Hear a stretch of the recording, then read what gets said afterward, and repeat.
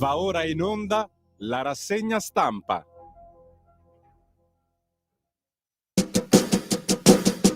Come on everybody, clap your hands. Oh, you're looking good. I'm gonna sing my song. It won't take long. We're gonna do the twist and it goes like this. Come on, let's twist again, like we did last summer. Yeah, let's twist again, like we did last year. Do you remember when things were really humming?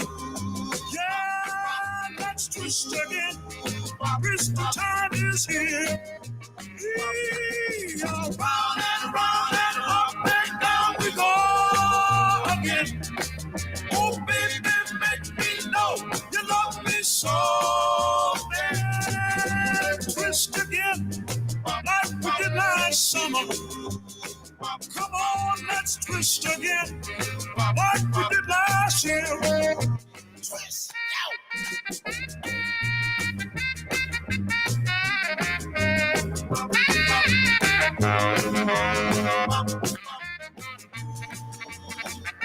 Who's that flying up there? Is it a bird? No! Is it a plane? No! Is it the twister? Yeah! Twist again, like we did last summer.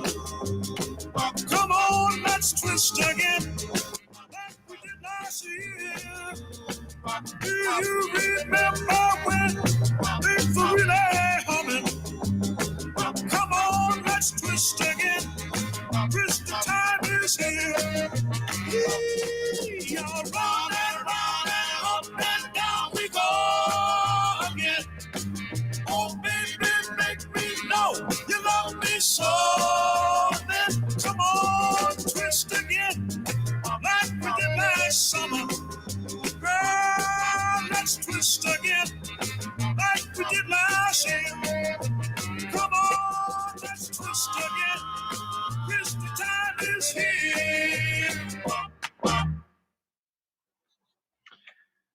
Amici e amici miei, ma non dell'avventura, buongiorno, siete sulle magiche onde di Radio Libertà, questa è la rassegna stampa, io sono Antonino Danna e questa è la puntata di oggi, mercoledì 6 agosto dell'anno del Signore 2025. Oggi io finisco il mio primo tempo, compio 45 anni, ma vi posso garantire che sono ancora massiccio e incazzato. E vi dico la verità, sono molto felice di passare il mio compleanno con voi. Vedete, nella vita ognuno di noi nasce in una famiglia, amici e parenti, o meglio, i parenti non si possono scegliere, alle volte devi accettare quello che c'è. Poi ci sono delle famiglie che ognuno si crea nel corso della vita e ci sono delle famiglie che nascono a livello professionale, possono essere i tuoi colleghi, possono essere le persone con cui lavori. E poi c'è la radio, e la radio crea sempre una famiglia, crea sempre una comunità, e quindi anche voi fate parte del parentado. Per cui grazie del vostro tempo e un abbraccio grande.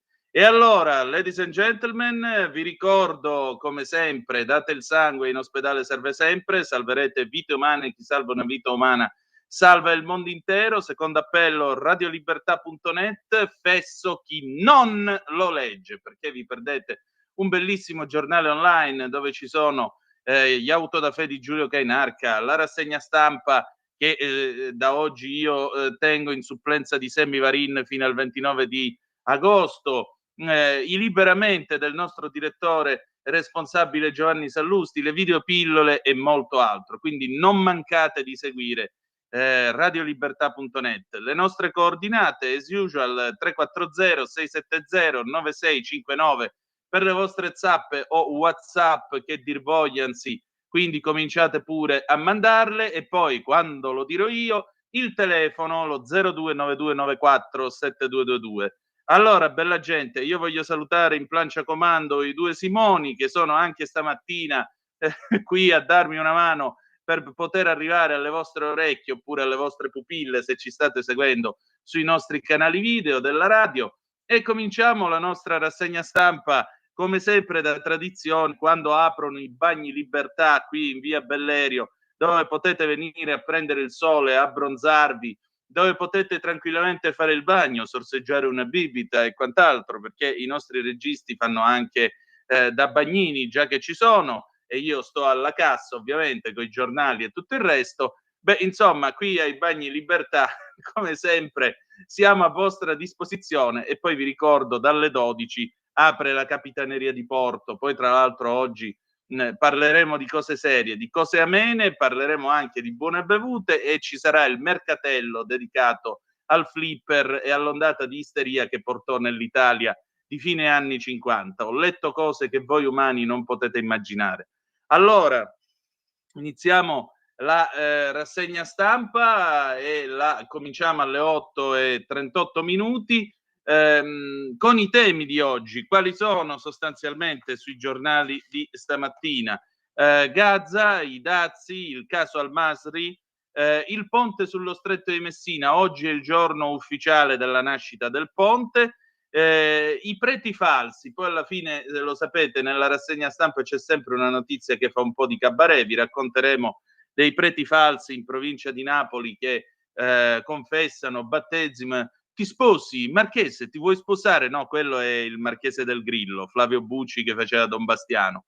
E poi l'Islam, Hiroshima, oggi sono 80 anni, il caso Rami e molto molto altro ancora. Iniziamo allora dalle agenzie. Il pezzo iniziale era Chubby Checker, Let's Twist Again, perché sapete, quando aprono i Bagni Libertà questo è il pezzo iniziale. Poi ovviamente la colonna sonora si differenzia. Cominciamo con le agenzie. l'ANSA, Giappone, Hiroshima commemora l'80° anniversario della bomba atomica, record di 120 paesi presenti, invita le nuove generazioni a fare di più. I giudici chiedono il processo per Piantedosi, Nordio, Mantovano, questo è ovviamente il caso Al-Masri. Catania, procura, brutale aggressione omofoba, ordinanza per 2.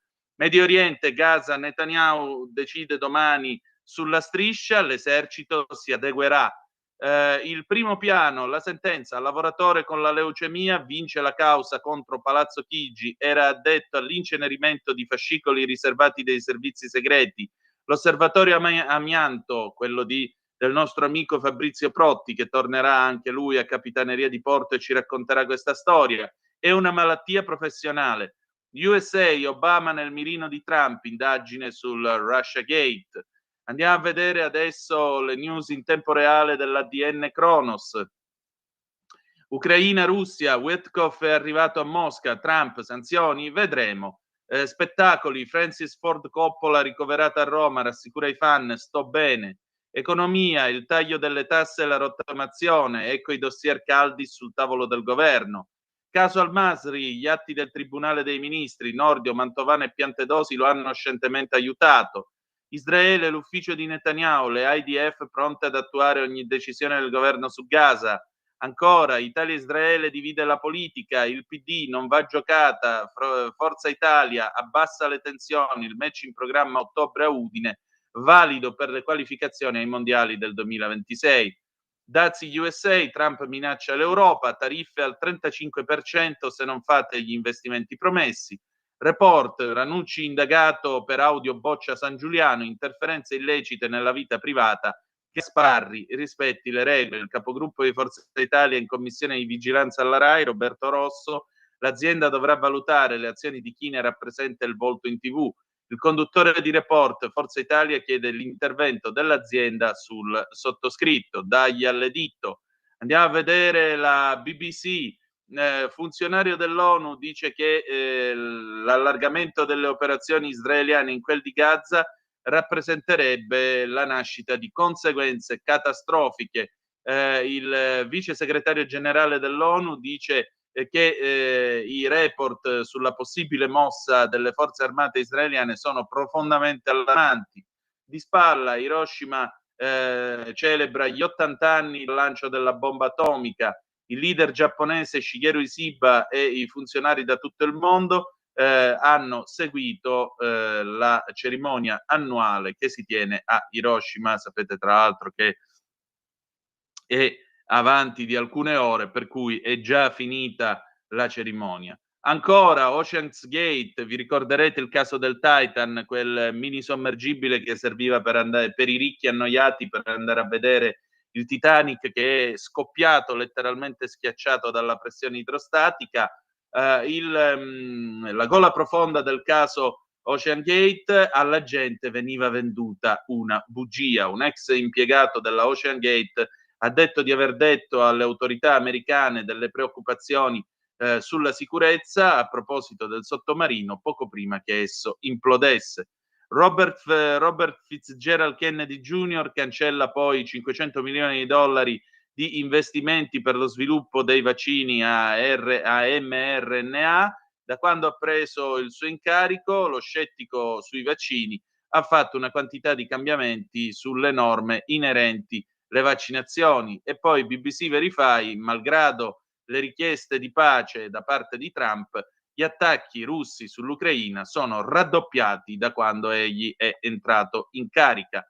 Allora, andiamo avanti con la nostra rassegna stampa perché sono le 8:43, diamo una breve occhiata alle testate dei giornali che stamattina sono in edicola, quindi diamo un'occhiata alle prime pagine. Dopodiché avremo il Qui Parlamento con l'onorevole Vanessa Cattoi alle 8:45, Avvenire che fa un titolo che francamente ricorda un film degli anni 70, Avanti Marsh. Qui però non fa ridere perché Avanti Marsh a Gaza, il fatto rinviato il gabinetto di sicurezza che dovrebbe dare il via libera definitivo all'operazione criticata dall'IDF, l'esercito costretto ad accettare la scelta di Netanyahu sull'occupazione di tutta la striscia, il silenzio di Trump che appoggia il premier, piano italiano Fenice per la ricostruzione. Hiroshima, a 80 anni dalla bomba, crescono i rischi e le pressioni per il disarmo. Il futuro esiste solo senza atomiche. Giustizia, Nordio replica all'ANM sul processo al capo gabinetto, alla Camera la richiesta di autorizzazione. Al Masri, il governo va allo scontro. Serracchiani, PD, Meloni ne risponda, Balboni, Fratelli d'Italia. No, è stato tutelato l'interesse nazionale.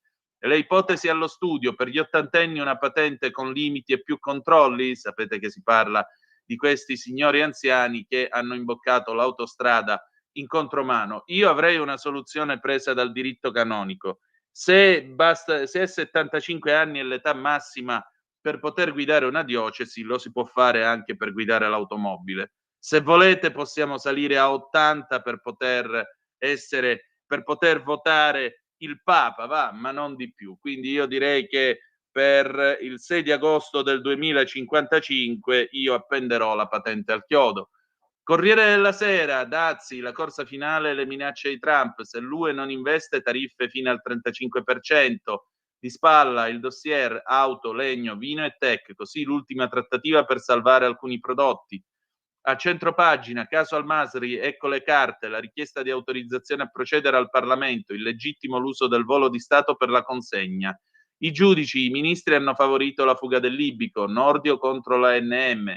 Di spalla ancora, tensioni coi militari, occupare Gaza, Netanyahu assicura l'esercito si adeguerà. Fotonotizie centropagina, i deputati democratici che fuggono dal Texas, 57 i deputati Dem che hanno lasciato il Texas, inseguiti da un mandato di arresto, per impedire al governatore Abbott di discutere una legge che su suggerimento di Trump vuole ridisegnare la mappa dei collegi elettorali in vista delle elezioni di midterm. Sala poi rivendica le sue scelte, sono provato ma resto. Il Fatto Quotidiano, Al-Masri, il Tribunale dei Ministri chiede di processarli, ecco le carte, tutte le accuse a Nordio, Piantedosi e Mantovano. Impedirono l'arresto, ipotesi di favoreggiamento, peculato e omissione, smentito il guardasigilli, un danno alla giustizia e alla sua inerzia, Lazzarina inattendibile e mendace, truffa Covid, lettera al Senato pro prescrizione, Santanchè tira in lungo, le prove sono inutilizzabili. Sull'alleanza in Toscana Gianni divide la base dei 5 Stelle e Conte fa votare gli iscritti. Nasceva poi 100 anni fa, Ongaro, lo scrittore di confine, narratore di arte e passione. Il Giornale, ennesima giravolta, dazi, Trump perde la testa, Washington, tariffe al 35% per l'Europa se non investe negli USA. Allarme sui rincari per i farmaci, di spalla, in onda, Mieli gela la 7, nessuno chiama comuniste le stragi rosse. Il nodo al Masri tra l'ANM e Nordio, scoppia lo scontro. Fotonotizia, centropagina, caso Boccia San Giuliano, il report finisce in dagato, guai per Ranucci. E poi ancora 80 anni dall'atomica, Alessandro Gnocchi, Hiroshima, se torna attuale il lato oscuro dell'umanità, dubbi dei generali, occupare Gaza, Netanyahu indeciso all'atto finale di Fiamma Nirenstein. Il tempo, gli amici di Hamas all'attacco del Tempo, il caso Hijazi esplode dagli USA a Israele, qui sinistra e giornaloni stanno zitti. La presenza del pro Hamas a Montecitorio diventa un caso internazionale, ma in Italia c'è omertà. E l'avvocato filo islamista insulta il nostro giornale. Il silenzio di Conte e 5 Stelle, ma ecco le prove dei legami con l'organizzazione. Ne scrivono i colleghi Filippo Impallomeni e Giulia Sorrentino. Tra l'altro Giulia Sorrentino, che voglio salutare, mi ha concesso un'intervista in cui parla di tutto questo, per cui vi invito a ascoltare dopo le 12 Capitaneria di Porto con la nostra chiacchierata, per cui continuate a seguirci. Bufera sul report, scoppia il caso in Rai, Ranucci indagato per l'affair Boccia, verso le regionali Conte piglia tutto, in Toscana frena su Gianni, in Calabria lancia Baldino, la morte di Rami al corvetto, adesso la procura si è fissata sul depistaggio, indaga i carabinieri, la vittoria di Matteo Salvini, oggi è il giorno del ponte sullo stretto, si stanziano i soldi per l'opera, tornano gli ambientalisti del no. E poi a centropagina, eccolo qui, il momento più divertente della rassegna stampa, il tempo di Osho, coi dazi Trump paga il bonus $1.000 agli americani. E allora immaginate questa fotografia per chi ci segue via radio, siamo in un supermercato, Trump sta infilando delle monetine nella scatoletta delle mance, questi sono da parte dell'UE. Questa di oggi è davvero geniale, ragazzi. Questa di oggi...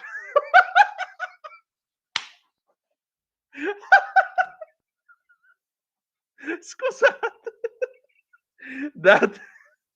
Date una medaglia a quest'uomo, vi prego. Questa di oggi, questi sono da parte dell'UE. Chissà se erano i ramini da 5 centesimi. La Repubblica, inchiesta al Masri, ecco l'atto d'accusa, chiesta l'autorizzazione a procedere per Mantovano, Nordio, Piantedosi, contestati favoreggiamento, peculato, omissione atti d'ufficio. L'espulsione del libico fu illegittima, irrazionale e per fini illeciti.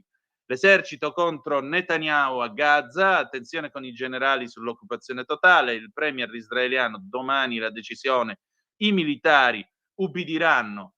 Fotonotizia, eccola qua, c'è Trump con le mani a megafono, anche una discreta cravatta, devo dire, rossa a righe nere, i milanisti saranno contenti, economia, Trump minaccia l'UE, se non investe negli USA i dazi saliranno al 35% e saranno dazi nostri. E poi c'è una notizia che vi dico la verità, mi ha veramente fatto dolore, perché lo sapete, io non amo il calcio, non lo seguo e tutto quello che volete, però vi giuro, stamattina quando io l'ho letta mi sono sentito schiaffeggiato.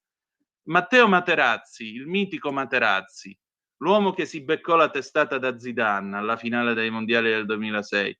Matteo Materazzi o la SLA, ma sogno ancora di correre.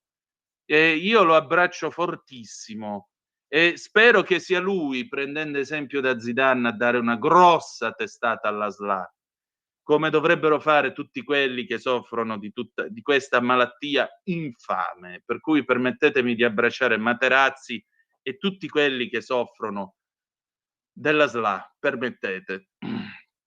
La Stampa, generali e 007 contro Netanyahu, smobilitati i riservisti e declassata l'operazione, ma il governo israeliano non si arrende. Alla fine ubbidiranno il no del capo dell'esercito all'occupazione di Gaza, il premier costretto a rinviare l'invasione. Fotonotizia centropagina, 80 anni da Hiroshima, i leader disertano le commemorazioni, l'orrore dimenticato, scrive Domenico Quirico. Di spalla ha chiesto il processo per peculato e omissione atti d'ufficio al Masri, tutte le accuse ai ministri e Mantovano. Ancora, la giustizia, perché l'antimafia sbaglia su Borsellino, scrive Giancarlo Caselli. E poi i diritti, tutele per le mamme atlete, la doppia vittoria di Asia.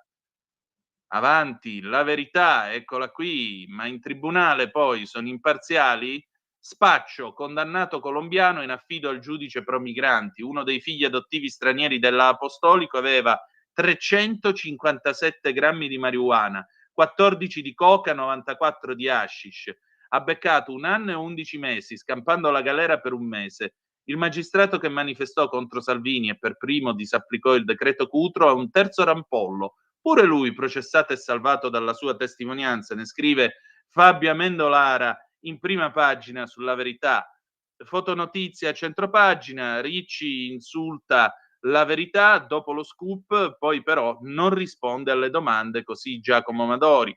L'UE, che qui Carlo Cambi implacabile come sempre, l'UE caccia dai campi i contadini pensionati, tagliati i fondi PAC agli anziani, la Cisint Lega scopre l'ennesima malefatta di Bruxelles nella sua ostinata guerra agli agricoltori in favore del cibo prodotto in laboratorio e della manodopera estera. Ancora Francesco Borgonovo, che salutiamo, grande Francesco, intervista al ministro Roccella, pochi dati sui baby trans, meglio frenare sui farmaci bloccanti. E ancora la nuova serie di Madness sconfessa il woke e mette nel mirino gli antifascisti violenti. La resa di Netflix, i cattivi sono gli eco-talebani, ladies and gentlemen. Libero, il caso Al-Masri, vogliono far cadere il governo, confermate le accuse a ministri e Mantovano, rischiano il processo perfino per peculato. La furia di Nordio per le parole dell'ANM, una vendetta per la separazione delle carriere. Arriva il colpo basso, AVS denuncia il premier per complicità in genocidio. Fotonotizia a centropagina, tutti in posa per le Photoshop, ecco come nasce la propaganda di Hamas. Tra cotanza e moda, Dio benedica Daniele Capezzone, tra cotanza e moda, dopo l'Eschimo nelle redazioni vanno le Kefia. Reitero il concetto, Dio benedica Daniele Capezzone. L'autogrill di Lainate, l'ebreo assalito sotto indagine per odio razziale, veramente il mondo al contrario. Rami, guerra delle toghe ai carabinieri, verso il processo i militari che chiesero di cancellare i video fatti a 290 metri dall'incidente. 23 mesi di reclusione, il figlio del giudice apostolico condannato per droga. Ci mancava solo la solastalgia, la paura del clima diventa una patologia, ladies and gentlemen. Festival e politically correct, madrine al bando, ora sono conduttrici.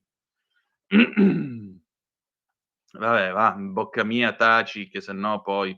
A proposito, vi voglio ricordare che alle 9 avremo con noi il sottosegretario Morelli, il quale sarà nostro gradito ospite per l'Italia da fare, visto e considerato che appunto oggi è il gran giorno del ponte sullo stretto. Italia Oggi, chiudiamo la rassegna dei quotidiani nazionali con Italia Oggi, IMU precompilata dal 2026, gli ottimi risultati in termini di riscossione raggiunti nei pochi comuni dove è già operativa, ha convinto il MEF a estendere la digitalizzazione e l'uso di Pago PA.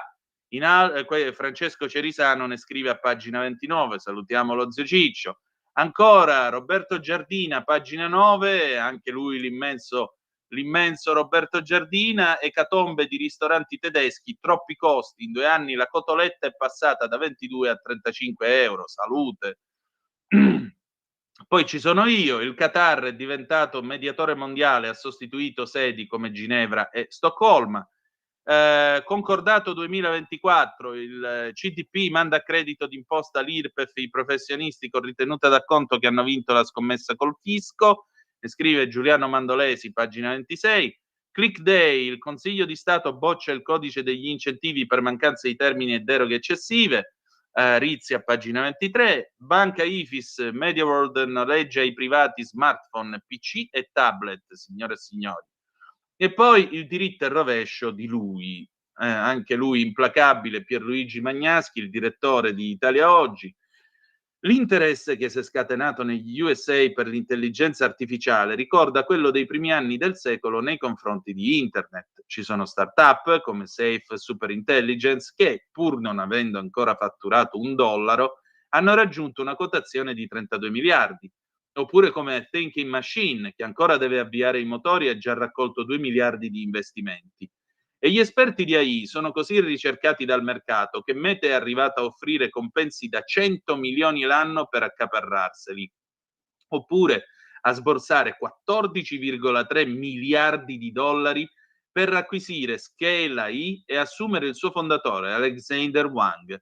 Stessa operazione fatta con Windsurf, pagata 2,4 miliardi di dollari per assumerne i 2 cofondatori. Questo perché, secondo un'indagine di Fortune, ci sarebbero meno di 1 migliaio di persone al mondo in grado di costruire modelli linguistici sempre più avanzati. Vedete che cosa succede a non leggere più nemmeno un libro sparati? Che le parole, come diceva Ignazio Buttitta, non figliano nuove parole, e quindi quelli che costruiscono gli schemi lessicali avanzati diventano sempre di meno. Alle 8:57 minuti e 55 secondi sulle nostre magiche onde. Allora, vediamo i quotidiani locali. Brescia Oggi, ambiente, rifiuti pericolosi, a Brescia il primato dello smaltimento. Corriere del Mezzogiorno Campania, San Carlo, Giuli firma la nomina di Macciardi, Manfredi la impugna. Corriere del Mezzogiorno Puglia, regionali, Conte, sì, De Caro alle carte in regola, Bucci e Gentile candidate, rebus dell'Inoci. Corriere del Trentino, viabilità, incidenti, pericoli all'ora di pranzo. Corriere del Veneto, Venezia e Mestre, verso le elezioni regionali, candidato, ora Tajani apre alla Lega. Il leader forzista cambia toni, nessuna preclusione sui nomi. Il caso del sondaggio SVG che boccia Stefani. Corriere della Sera, Dorso di Bergamo, via Fara, in rosso il primo anno, sosta più ricavi dai residenti. Corriere della Sera, Dorso di Brescia, l'emergenza, università, mancano 2600 letti. Corriere della Sera, Dorso di Milano, la linea di Palazzo Marino, Sala, non buttiamo tutto. Corriere della Sera, Dorso di Roma, sicurezza, così si blinderà all'Olimpico. Corriere Torino, piccole imprese, crisi e timori, sarà autunno caldo. Corriere dell'Alto Adige, provincia, Zerzer nominato, giunta spaccata. Corriere di Bologna, la denuncia, rider alla polizia, noi presi di mira. Corriere Fiorentino, la Toscana, terzo no da Roma alla Toscana, impugnata la legge sul salario minimo, viola la concorrenza, il governatore faremo ricorso. Corriere della Romagna, Rimini e San Marino, sanità, ticket arretrati a rate. Gazzetta di Modena, neopatentato contromano con l'ape carri in autostrada, ma benedetti Dio con l'ape, ma vabbè, parliamo di quelli di 80 anni, poi parliamo di quelli di 18, vabbè, lasciamo perdere, dai. Giornale di Brescia, produzione industriale, torna il segno positivo, ogni tanto una buona notizia. Il Cittadino, quotidiano dell'Odigiano e Sud Milano, ieri mattina, tragedia in autostrada, muore un 55enne di Casale. Il Giornale Milano, più autonomia, meno burocrazia, una legge per dare anche a Milano gli stessi poteri di Roma Capitale. Il Piccolo di Trieste, in strada 180 invisibili, giacigli improvvisati, numeri di nuovo allarmanti, il sindaco devono essere allontanati, servono misure straordinarie. Il Secolo XIX, Genova, Salis contro autostrade, a rischio i lavori post Morandi. La Gazzetta del Mezzogiorno, il gioco dei tre forni, Ilva decarbonizzata, nuovo piano del governo, Rebus Taranto, Gioia Tauro per la nave del gas. La nuova di Venezia e Mestre, il PM, gli operai assunti in nero. La Prealpina, cassa integrazione boom. La provincia di Como, ultimo giorno, poi le ferie, muore travolto dal muletto. La provincia di Cremona, task force per i negozi. La provincia di Lecco, tragedia sulle Orobbie, morto escursionista lecchese. E poi chiudiamo con Repubblica Palermo. Alta la norma sui medici abortisti, lo schiaffo del governo all'ARS, impugnata la legge sui non obiettori, nei reparti per l'interruzione di gravidanza esultano i movimenti pro vita, il PD così hanno affossato un atto di civiltà. Adesso pausa e poi l'Italia da fare con il sottosegretario Morelli, a tra poco. Ehi tu, non trovi più il segnale di Radio Libertà sulla tua radio DAB? Non disperarti, risintonizza! Sì, ma come? È facile, tasto menu, poi scegli il tasto corrispondente alla ricerca automatica dei canali, attendi qualche minuto e tutte le stazioni DAB della tua zona saranno disponibili.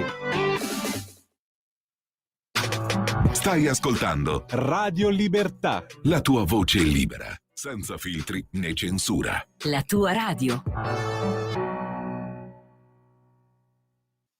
Un nuovo modo per sostenere la tua radio. Visita radiolibertà.net. Ti basta un click e potrai versare il tuo contributo volontario direttamente online. Potrai donare con ogni tipo di carta di credito, anche prepagata. Ti aspettiamo online Su radiolibertà.net. Sostieni la tua radio con il tuo contributo volontario. Radio Libertà. La tua radio. Diamo voce alla nostra gente. Stai ascoltando Radio Libertà. la tua voce libera, senza filtri né censura. La tua radio. Oh, e rieccoci alle 9, 2 minuti e 38 secondi sulle magiche onde di Radio Libertà, la rassegna stampa. Antonino Danna al microfono con voi, ma noi abbiamo già il nostro gradito ospite pronto al telefono, quindi io chiedo alla regia di mandare pure la sigla dell'Italia da fare. È arrivato infatti il sottosegretario Alessandro Morelli. Andiamo pure di sigla. Va ora in onda l'Italia da fare, il punto sulla politica economica con Alessandro Morelli.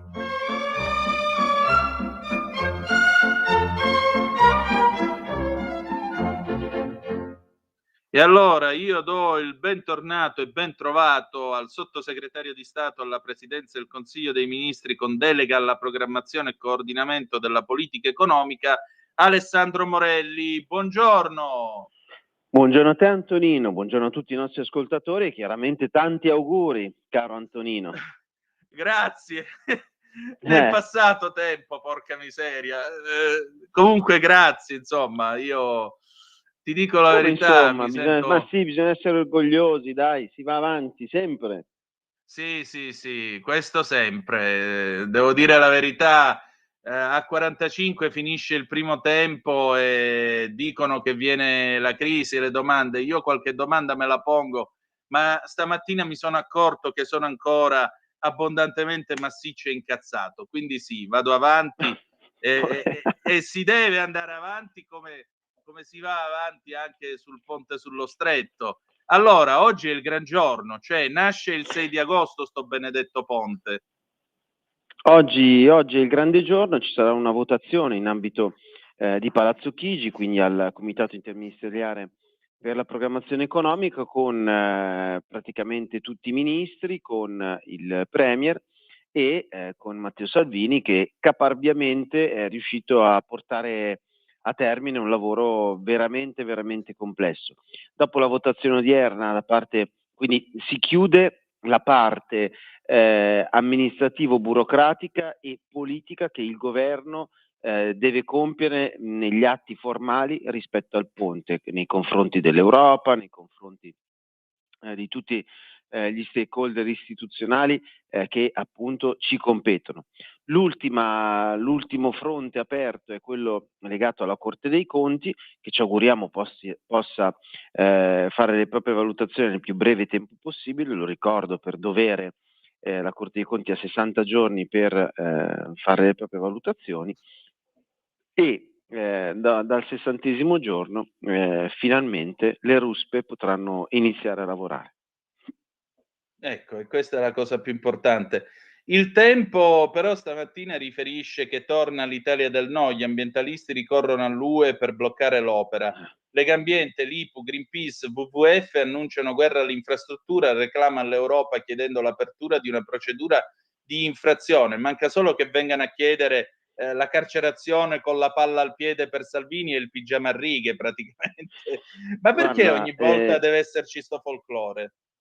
Allora, guarda, finalmente te la dico guardando un punto di vista un po' più astratto rispetto al mio, che chiaramente è logicamente interessato, essendo io il promotore della delibera che oggi verrà votata in seno al Consiglio dei Ministri. Finalmente fanno il loro lavoro, perché lo fanno non avendo studiato le carte, forse non sapendo neppure che il ponte fa parte di un corridoio TEN-T, cioè quei territori fondamentali che l'Europa valuta importantissimi proprio per dipanare la sua enorme rete logistica, che è una rete logistica continentale, neppure di livello nazionale.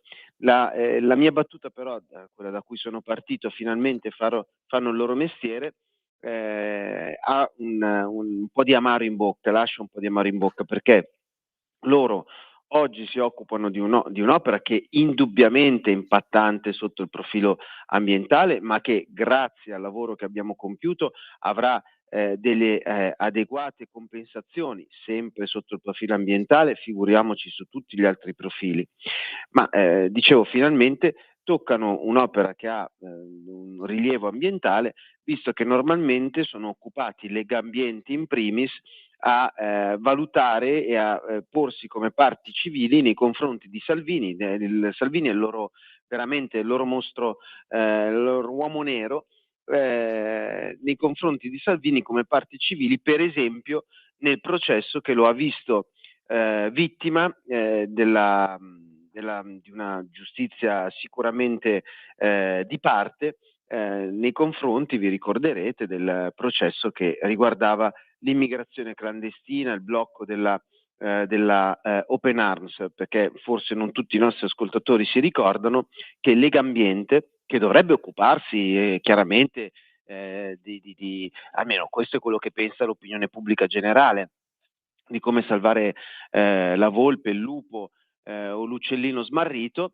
No, in quell'occasione si pose come parte civile, accettata peraltro dal Tribunale, contro Salvini sul fronte della immigrazione clandestina.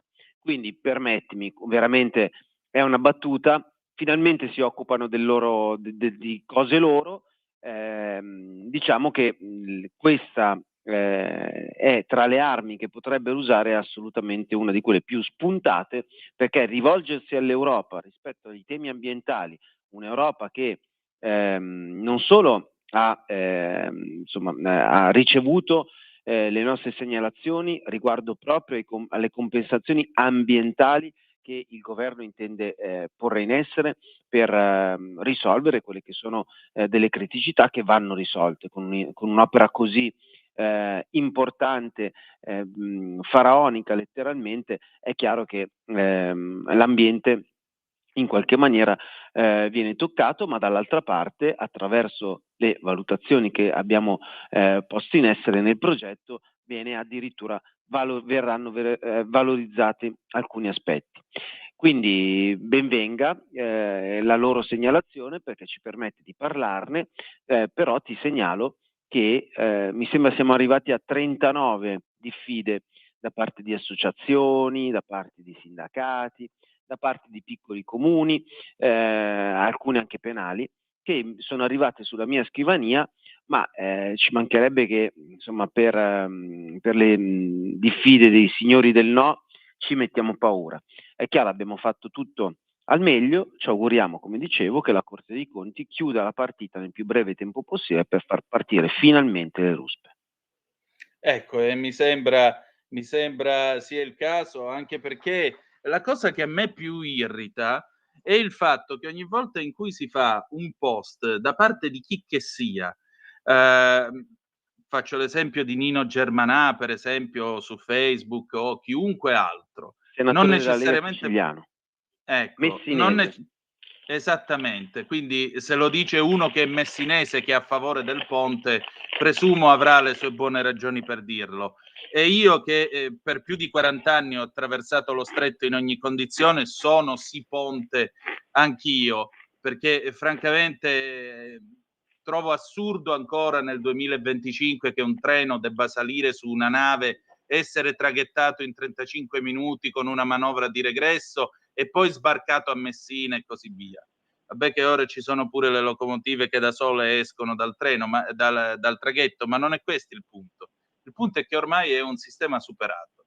Allora, qui la cosa più incredibile è che ogni volta in cui qualcuno fa un qualsiasi post a favore del ponte, puntualmente spuntano quelli con la faccina irridente che ridono e dicono: ah, avete visto? Il ponte sì, lo deve fare Salvini che è del nord. Io ho letto cose di questo genere. Salvini che è del nord, il ponte che dà da mangiare alle mafie, il ponte che collega due cosche, come ha detto Don Ciotti, mafiologo di grande esperienza, ma che stavolta se la poteva risparmiare.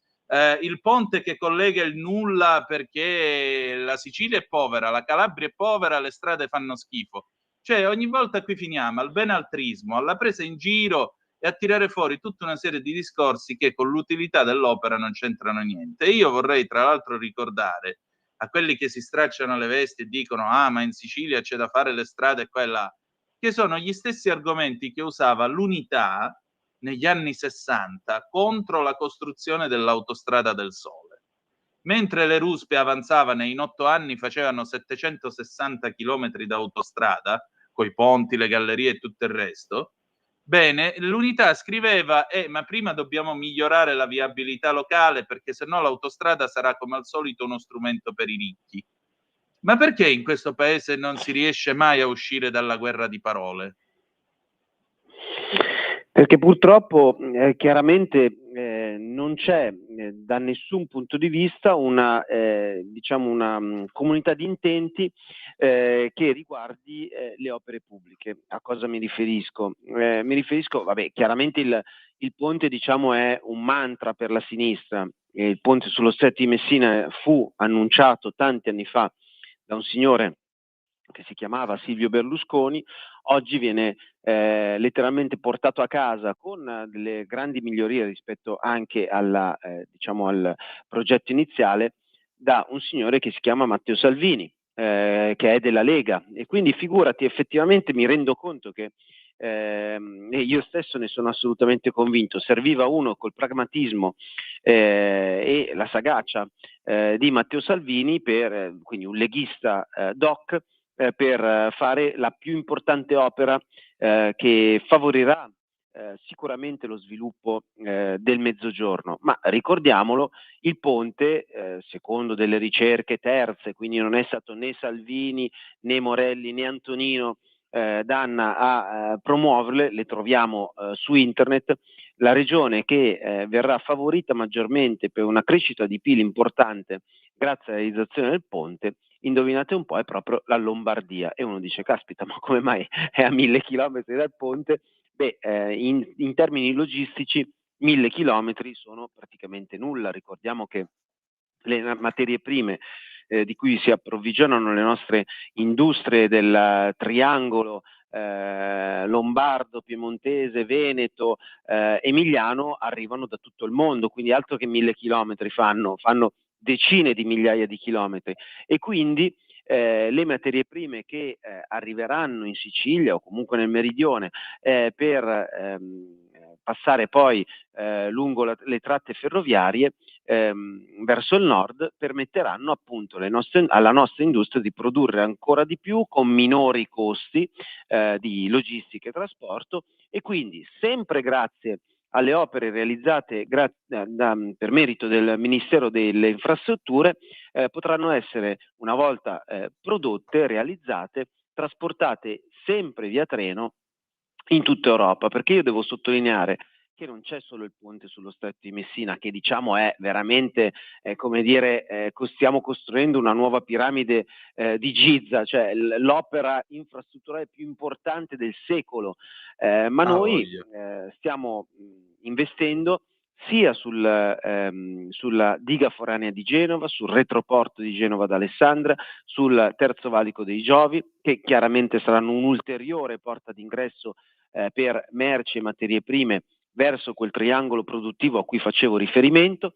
Dall'altra parte stiamo investendo sulla TAV, e quindi il percorso ad alta velocità e capacità che parte, per l'interesse italiano, parte dal confine francese ed esce al confine austriaco, con il tunnel del Brennero, che anche questa un'opera faraonica, 40 chilometri di tunnel, il tunnel più lungo del mondo.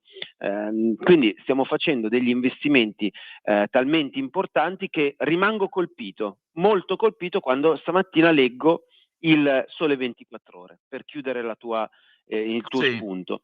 Perché da un lato c'è la sinistra che chiaramente sul ponte, nei confronti del ponte, vede un'avversità ideologica e di bandiera, perché il ponte prima fu di Berlusconi, che non riuscì purtroppo a portare a casa il risultato, e oggi è di Salvini, che passo dopo passo, con caparbietà, molta caparbietà, sta portando a casa il risultato. E quindi comunque è, figurati, i mostri neri della sinistra. Dall'altra parte, leggo oggi il Sole 24 Ore che ci dice che per l'alta velocità Salerno-Reggio Calabria mancano 17 miliardi per finire l'opera. Ora è chiaro che se tu dai questa lettura dici caspita, accidenti, quest'opera non verrà finita. Cosa sta facendo il governo per fare l'opera? Punti di domanda. Però giriamo esattamente, guardiamo il titolo esattamente dalla parte opposta, e cioè pensiamo che ad oggi il governo ha investito ben 13 miliardi circa per fare l'opera. Ok, non so se riesco a farmi capire, ma questa è la lettura o sempre che vede sempre in negativo le cose, oppure una lettura che cerca di trovare dei lati assolutamente positivi. Quanto era stato speso prima di questo governo per realizzare l'alta velocità, che poi si collegherà al ponte e si collegherà a sua volta con gli investimenti fatti in Sicilia per velocizzare la tratta ferroviaria? Punti di domanda. Vi rispondo: zero. Ora questo governo, grazie a Matteo Salvini, nella logica di far crescere le regioni meridionali per poi a cascata far crescere il PIL delle regioni del nord, a cui facevo riferimento prima, sta investendo 13 miliardi di euro. Dovrebbe essere una notizia da giubilo e gloria nelle regioni del sud, dove logicamente finalmente si sta compiendo un atto fondamentale per arrivare alla Salerno-Reggio Calabria di alta velocità. Dimmi tu, Antonino, se da calabrese la lettura corretta è il governo non ha fatto un tubo, oppure questo governo ci ha piazzato 13 miliardi che nessuno aveva mai messo dentro. Ma io direi la seconda, perché il governo i soldi li ha tirati finalmente fuori e finalmente si sta parlando di alta velocità.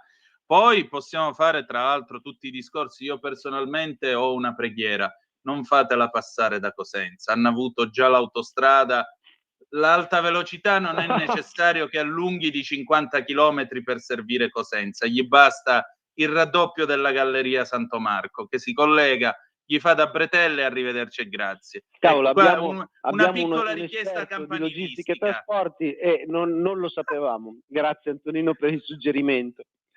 No, ma per carità, no, non è per questo.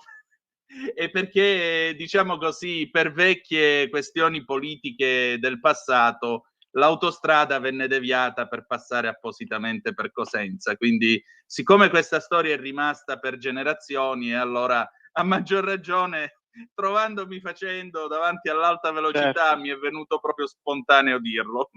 Non per Comunque il altro. tema rimane lo stesso, rimane il tema, e cioè Sì, certo. non si parla dei miliardi investiti, si parla subito, si fa il titolone sul Sole 24 Ore sui miliardi che non sono ancora stati investiti. Cioè è come dire, ma vabbè dai, siamo alla follia. Io ai miei bimbi faccio un regalo di Natale, gli regalo la bicicletta, e al posto che dire grazie per la bicicletta, i bimbi mi dicono ma io volevo la macchina. C'ha la bicicletta intanto, altrimenti alla macchina non ci arriverai mai. Però tornando un po' più seri, chiaramente guardando anche agli interessi generali, gli investimenti che stiamo mettendo in campo, dicevo, sono investimenti che logicamente faranno crescere il PIL nazionale, l'economia nazionale in maniera sostanziale. Infatti. Perché la rete infrastrutturale a cui facevo riferimento, quindi sono partito chiaramente dal ponte, la Sicilia, la Calabria, perfetto, regioni dove oggettivamente gli investimenti negli scorsi decenni, non negli scorsi anni, sono stati assolutamente inadeguati per promuovere una crescita che è possibile, perché quello che alcuni hanno affermato e che tu hai riportato, le mafie e quant'altro, sguazzano nella impossibilità di alcuni territori di avere una propria libertà economica.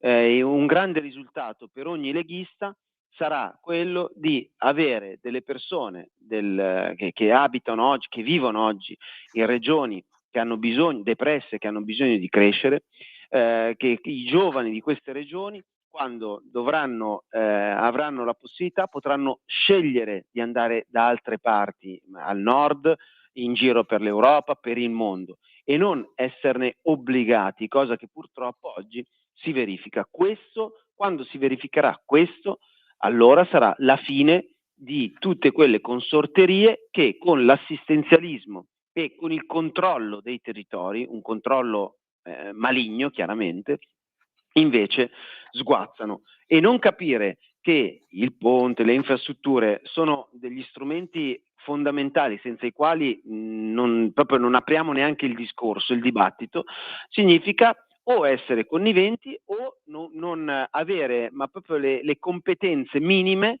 per raggiungere e insomma costruire un ragionamento che appunto sia di prospettiva. È chiaro che le mafie ci sono, le mafie, sottolineo dal mio accento, si sente abbastanza bene, ci sono anche intorno a Milano purtroppo, oramai ci sono dappertutto. È chiaro che il governo mette in campo tutte le azioni possibili per evitare il più possibile che questi personaggi si intrufolino come i topi dentro al formaggio, ma attenzione, non possiamo certo bloccarci per paura di questo o di quell'altro, altrimenti non avremmo fatto niente. E questo mi sembra alquanto chiaro. Sottosegretario, avviandoci alla conclusione di questa nostra chiacchierata e ovviamente al piacere di ritrovarci mercoledì prossimo, sempre qui sul Tempo c'è questo servizio del collega Pietro De Leo. In Veneto tiene banco il nodo della lista Zaia, Durigon frena, decide la coalizione. La Lega vuole candidare il vice segretario Alberto Stefani, il sottosegretario faremo quante più liste possibili. Insomma, la Lega comunque rivendica il Veneto, rivendica il buon governo e l'opera che ha svolto Zaia. E poi cosa si fa? Ma io sono chiaramente, come puoi immaginare, sarei felicissimo se la Lega potesse continuare in questo percorso, e ritengo che sia il percorso giusto. Ritengo sia stata una scelta veramente sbagliata quella degli alleati, quindi di Forza Italia, di Fratelli d'Italia, di non condividere l'ipotesi di concedere il terzo mandato, ma concedere la possibilità ai governatori bravi di essere rieletti. Chiaramente penso per primo al nostro Luca Zaia. Detto questo, io non ho grossi dubbi.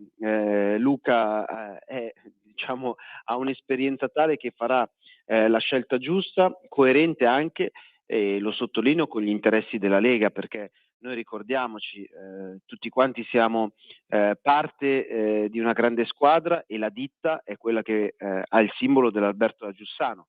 Poi evidentemente il merito dei nostri amministratori è quello di essere i migliori amministratori possibili.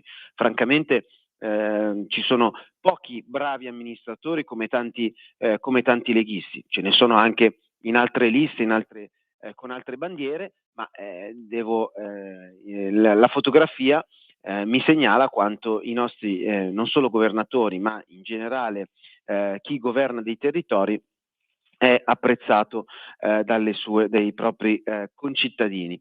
Dunque, soprattutto anche per gli aspetti valoriali che chiaramente sono nel nostro DNA, dall'autonomia ai valori legati alla famiglia, all'impresa, eccetera, eccetera.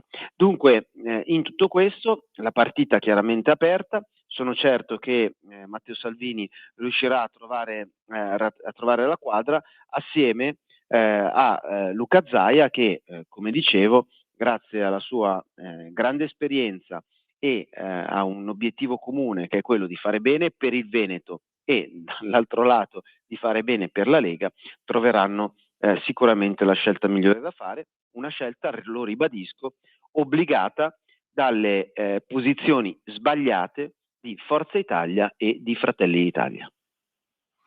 Molto bene. Allora, sottosegretario, intanto buon lavoro per oggi e buon lavoro per questa giornata lo possiamo dire, storica per quanto riguarda il ponte e molte altre cose dell'Italia da fare, ovviamente.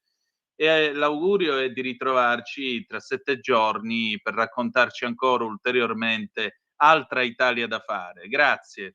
Ma se mi permetterete, caro Sì. Antonino, oggi, siccome la riunione del CIPES si terrà alle 12:30, a seguito Matteo Salvini terrà una conferenza stampa, subito dopo la conferenza stampa, insomma al volo, un po' embedded, chiamerò gli studi di Radio Libertà per darvi, speriamo, una buona notizia. Beh, allora, siccome ci sono io in onda, un messaggino su WhatsApp e richiamiamo noi. A disposizione. Grazie di nuovo. E allora noi Avete ascoltato l'Italia da fare.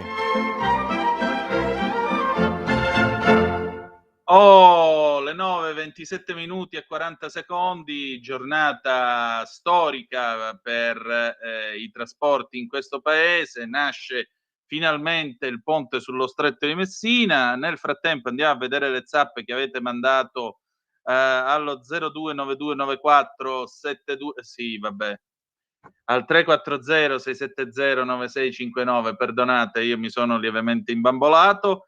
Voi mi avete scritto in massa e quindi ringrazio chi ha mandato gli auguri, quindi Carlina, Marisa, Cristiana, Pina da Monza e Brianza, Berengario in Subrico, Olvia, Stefano, poi qualcuno che non si firma, Walter, ciao Walter.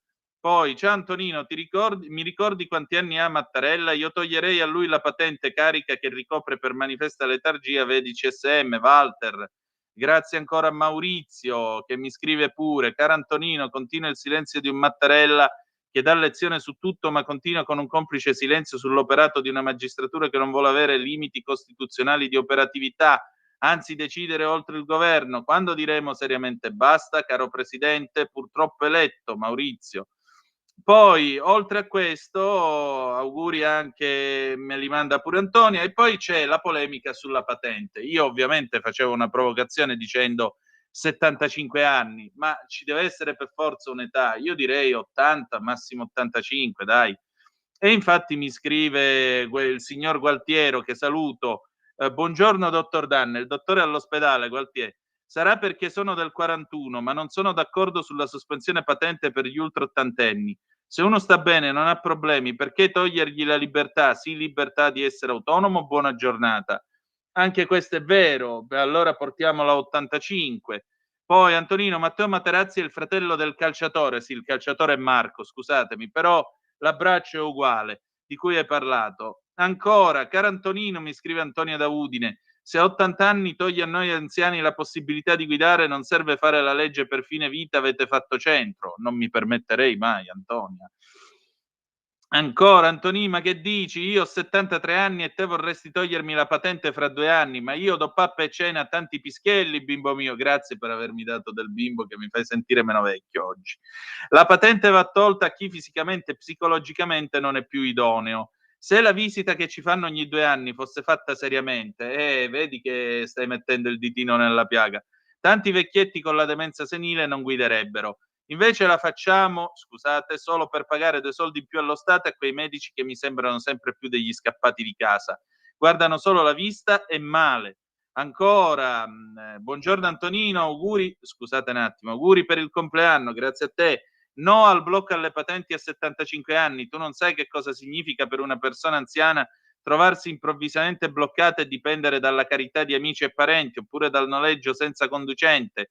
Invece quello che bisogna fare è fare più controlli. Ho lasciato 2 anni fa la patente e la macchina perché mi accorgevo di vederci sempre meno. Ma ti assicuro che fino a 82 anni ho guidato con prudenza e saggezza. Buona trasmissione. Sono Nicola e vivo a Vimercate. Ciao Nicola, un abbraccio a te. Ancora, Federica da Bologna, auguri di buon compleanno, grazie. Anna Maria da Vicenza, grazie pure a te. Poi Gino, non voglio far agitare Beccaria nella propria tomba e nemmeno il parente Manzoni. In questa specie di democrazia abbiamo potere esecutivo, legislativo, giudiziario autonomi. Assistiamo da decenni al potere giudiziario che tenta in tutti i modi di sostituirsi agli altri due. Mani Pulite che salva solo il PC mettendolo su un piedistallo, la Boccassini con De Gennaro e D'Avanzo contro Berlusconi perseguitato oltre 20 anni. Tutto quello fatto contro Salvini, messo alla gogna solo per aver fatto il proprio dovere. Scusate, insomma ce ne sono di esempi. Ora primeggia il caso Al-Masri e tanti altri per far cadere il governo. Questo significa che il potere giudiziario si sta sostituendo agli altri due. Come definire tutto questo? Golpe o colpo di Stato? Democrazia c'è ancora in Italia, Gino? E infine Silvio da Torino, i giovani che non sanno usare il freno ma solo suonare il clacson, se per questo manco le frecce, caro Silvio. Va bene, pausa e ci sentiamo i Simple Minds, Live and Kicking 1985, a tra poco.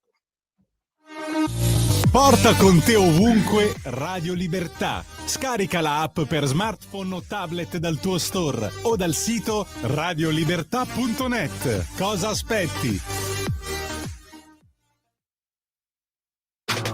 Stai ascoltando Radio Libertà. la tua voce libera, senza filtri né censura. La tua radio.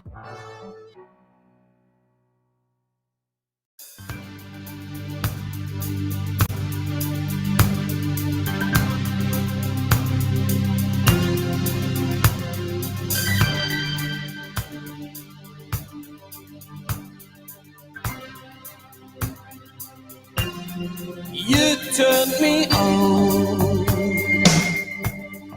You lit me up like the sweetest cup I share with you. You lift me up. Don't you ever stop. I'm here with you. Now it's all or nothing. 'Cause you said you follow through. You follow me, and I follow. What you gonna do when the things go wrong? What you gonna do when the love lights up? What you gonna do when the love comes down? What you gonna do when the flames go up? Who's gonna come and turn the tide? What's it gonna take to make a dream survive? Who's got the time to calm a storm inside? Who's gonna save you? I live and kicking, stay until your love is. I live and kicking, stay until your love is. Until your love is. I love.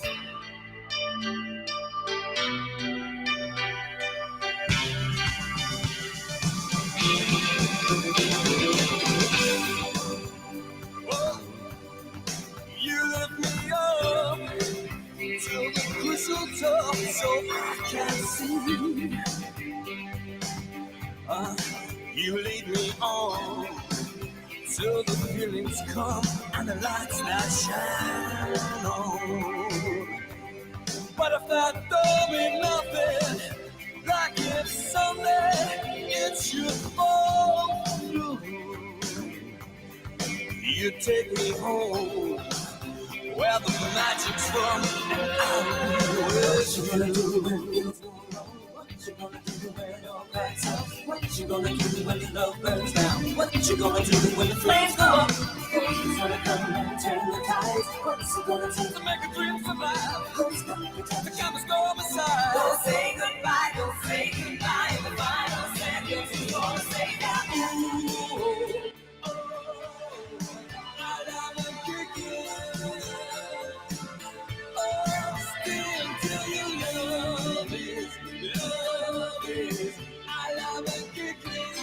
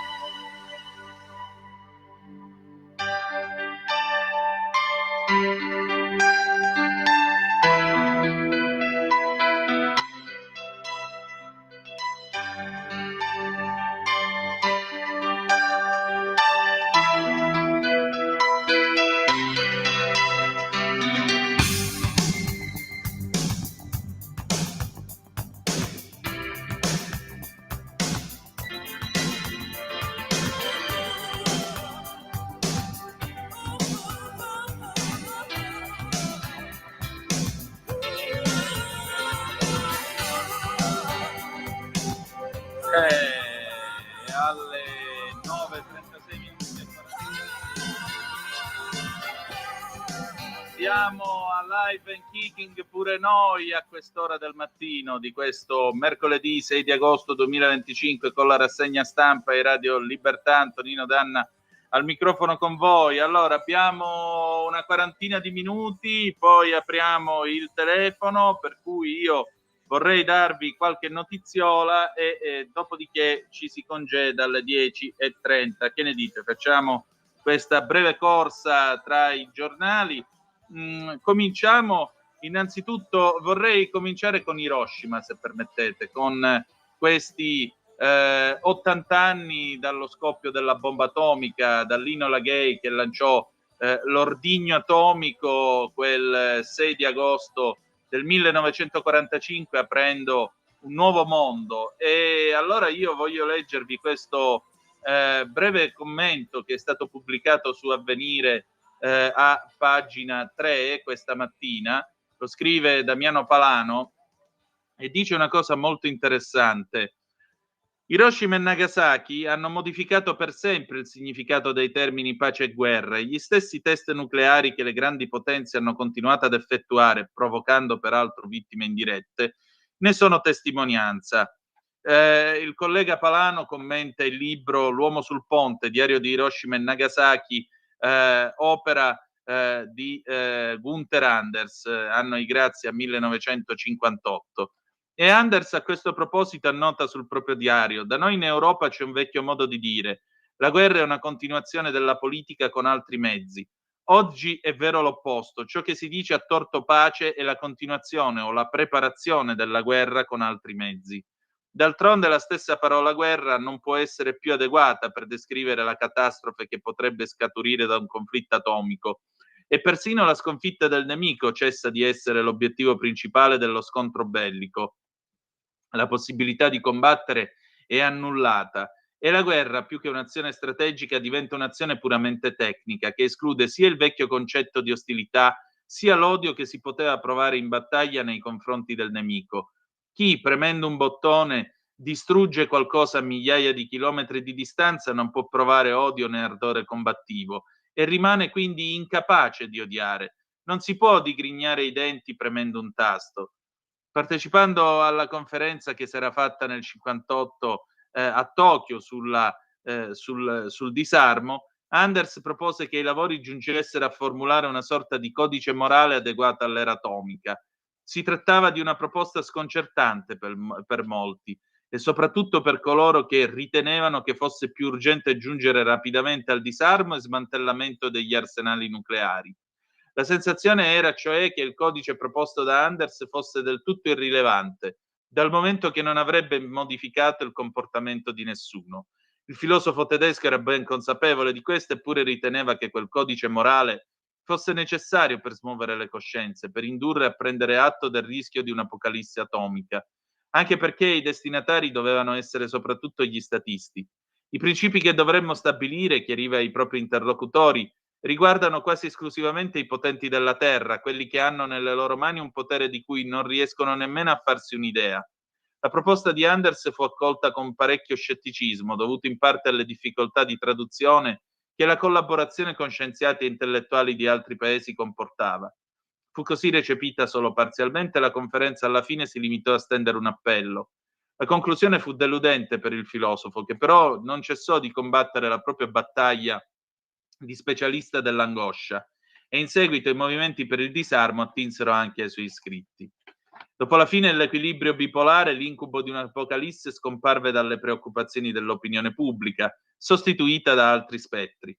Negli ultimi anni il ritorno della guerra sul territorio del vecchio continente ha invece fatto ricomparire nel dibattito l'eventualità di un conflitto nucleare. Ma sembriamo ormai quasi assuefatti alla minaccia dell'uso di armi atomiche. Nelle discussioni degli esperti di studi strategici il rischio di un conflitto nucleare viene anzi spesso liquidato come uno scenario poco credibile, anche se non viene escluso il ricorso ad armi tattiche, di cui molto di rado vengono però chiarite le conseguenze. In questo modo anche l'apocalisse atomica sembra normalizzata, trasformata in qualcosa di controllabile, ma è proprio per questo che le pagine di Anders sono tanto importanti anche oggi. Ci mostrano infatti cosa implichi in realtà quella tecnica e come modifichi il significato della guerra e dell'ostilità, e ci ricordano, come scriveva il filosofo tedesco, cosa davvero significhi vivere con la bomba. Forse è un libro che dovrebbe leggere Medvedev, visto che ogni 2x3 blatera in maniera a vanvera di conflitto nucleare, e così più che altro anche lo stesso Putin. Un uomo davanti al quale il tribunale della storia, lo dico oggi che è il 6 di agosto e quindi sono 80 anni dalla bomba di Hiroshima, un uomo che la storia un giorno dovrà giudicare perché ha reso, come scriveva appunto il collega su Avvenire, non dico quasi desiderabile, ma quasi ordinario l'utilizzo di armi atomiche, cosa che per decenni è stata tabù e che per decenni, ogni 6 agosto che Dio ha mandato in terra, a Hiroshima ci siamo ripetuti mai più. Vergogna. Adesso andiamo avanti con il Corriere della Sera, eccoci qua, passiamo a parlare invece dei dazi, di quello che ha detto il buon Trump. Beh, il buon Trump, questo minaccia di farci un dazio così. Trump minaccia l'UE, sul Corriere della Sera, senza investimenti i dazi al 35%, sui farmaci pericolo 250, l'Europa accordo vicino ma il 15% è la linea rossa, duello Commissione Berlino. Ebbene sì, il circo dei dazi continua dal Brasile al Canada, dall'India alla Svizzera, c'è ancora l'incertezza. A poche ore dall'entrata in vigore delle nuove tariffe americane sembra vacillare anche la controversa intesa raggiunta faticosamente in Scozia tra la Presidente della Commissione UE, Ursula von der Leyen, e il Presidente americano Trump. L'aliquota omnicomprensiva del 15% sulla maggioranza delle importazioni europee fissata dall'ordine esecutivo firmato il 31 luglio potrebbe essere rimessa in discussione. Hanno comprato l'abbassamento delle tariffe con 600 miliardi di dollari. Posso usarli come voglio e se non rispettano l'intesa scatterà un dazio del 35%, ha dichiarato ieri Trump alla CNBC, riferendosi all'accordo politico in cui Bruxelles si impegna a investire 600 miliardi negli Stati Uniti e comprare 750 miliardi di gas naturale liquefatti in 3 anni. Ma l'affondo è più ampio. Trump ha annunciato che i farmaci importati negli Stati Uniti, attualmente sotto indagine ai sensi della sezione 232 del Trade Expansion Act, potrebbero essere colpiti da dazi fino al 250%, il livello più alto minacciato finora dalla nuova amministrazione, con l'obiettivo dichiarato di riportare la produzione farmaceutica sul suolo americano e abbattere i prezzi dei medicinali, tra i più alti al mondo. Comincerò con una tassa piccola, poi la porterò al 150%, infine al 2,50%, ha spiegato Trump. Misure che potrebbero essere annunciate entro una settimana. Cosa c'è che finisce nel mirino potenziale dei dazi amari di Trump? Pagina 3 del Corriere della Sera. Dall'auto al tech, l'ultima trattativa, ne scrive la collega Valentina Iorio. Dai chip e gli aerei ad alcune sostanze chimiche, al vino, l'UE punta a ottenere dazi zero per alcuni prodotti, o almeno il trattamento della nazione più favorita, pari al 4,8%, ma non sarà subito così per tutti. Su questo la Commissione europea è stata chiara. In alcuni casi ci potrebbero volere mesi. L'ordine esecutivo firmato da Trump il 31 luglio, che fissa al 15% il dazio sulle merci in arrivo dall'UE, si applica solo ai cosiddetti dazi reciproci annunciati il 2 aprile. Su acciaio e auto sono in vigore tariffe più elevate, non è chiaro quando scenderanno, mentre farmaci e chip per ora non sono soggetti ai dazi, ma su di loro incombono le minacce di Trump. Le incertezze riguardano anche la filiera del legno e altri settori. In attesa che i dettagli dell'accordo vengano messi nero su bianco, la confusione generale pesa sulle imprese che devono fare i conti con maggiori costi e spedizioni in attesa di partire. Ecco, per esempio, sul vino, scrive il Corriere, i vini non saranno subito nell'elenco dei prodotti esclusi dalle tariffe del 15%, ma il settore ci spera ancora. Le DOC, DOCG, IGT, in cui rientrano gran parte delle produzioni italiane, non si possono produrre negli USA per ovvi motivi e questa ci sembra una ragione sufficiente per prevedere un'esenzione per il settore, sottolinea il presidente Federvini Giacomo Ponti. Un aumento dei prezzi dovuto alle tariffe genera inflazione e rischia di danneggiare la catena del valore che si espande per più del 50% sul suolo americano, a vantaggio di importatori, broker e distributori. Per quanto riguarda le auto, tariffe dal 27% al 15%, è caos. I dazi sulle auto, scrive ancora il Corriere, importate dall'UE dovrebbero passare dall'attuale 27,5%, il 2,5% secondo il principio della nazione favorita più il 25%, al 15%, ma non è ancora chiaro a partire da quando. Questa incertezza sta creando il caos nei porti, che sono intasati di veicoli in attesa di partire, racconta Roberto Vavassori, presidente ANFI, Associazione Filiere Industria Automobilistica. Per abbassare l'aliquota serve un provvedimento ad hoc, prosegue, ci auguriamo che arrivi al più presto. L'incognita sulla tariffa finale sta mettendo in difficoltà imprese e logistica. Tra l'altro, io non farei tanto il ganzo portando il dazio al 250% sui farmaci, così nello splendido, si fa per dire, sistema sanitario americano possono morire come le mosche, perché già non hanno l'assistenza pubblica come l'abbiamo noi, grazie a Dio, in questo paese. Figuratevi con le medicine al 250%. Tutti fenomeni, veramente. Aveva ragione Victor Hugo. In America tutto si fa quadrato, le città, le case e pure le sciocchezze. Allora, andiamo a vedere, scusate, non Victor Hugo, Jules Verne, perché lo scrive nel Giro del Mondo in 80 giorni. Andiamo a vedere adesso il caso Al-Masri, diamo un'occhiata al Fatto Quotidiano. Eccoci qua. Tac. Eccolo qui. A proposito, salutiamo l'immenso Renato Pozzetto, che qualche giorno fa ha compiuto la bellezza di 85 anni, e lui ha ragione. Dice: quando siete tristi, provate a dire sono triste, tac, oppure se siete felici, dite sono felice, tac. Se vi viene un sorriso, quello sono io. Dice, ma che persona straordinaria è Renato Pozzetto, davvero. Un abbraccio grande, grande, grande. Allora, cosa dice il Fatto Quotidiano? Nel procedimento per la mancata consegna del presunto torturatore libico Al-Masri, arrestato il 19 gennaio a Torino su mandato della Corte Penale Internazionale e rimandato in Libia 2 giorni dopo, solo la posizione della Meloni è stata archiviata. Nordio è accusato di rifiuto d'atti d'ufficio e favoreggiamento, Mantovano e Piantedosi di favoreggiamento e peculato per l'espulsione del volo di Stato, formalizzato però come volo privato per far prima, che riportò a casa il generale Osama al-Masri Nejm. Quanto a Nordio, dicono i giudici, non può certamente dubitarsi che fosse pienamente a conoscenza dei doveri incombenti su di lui.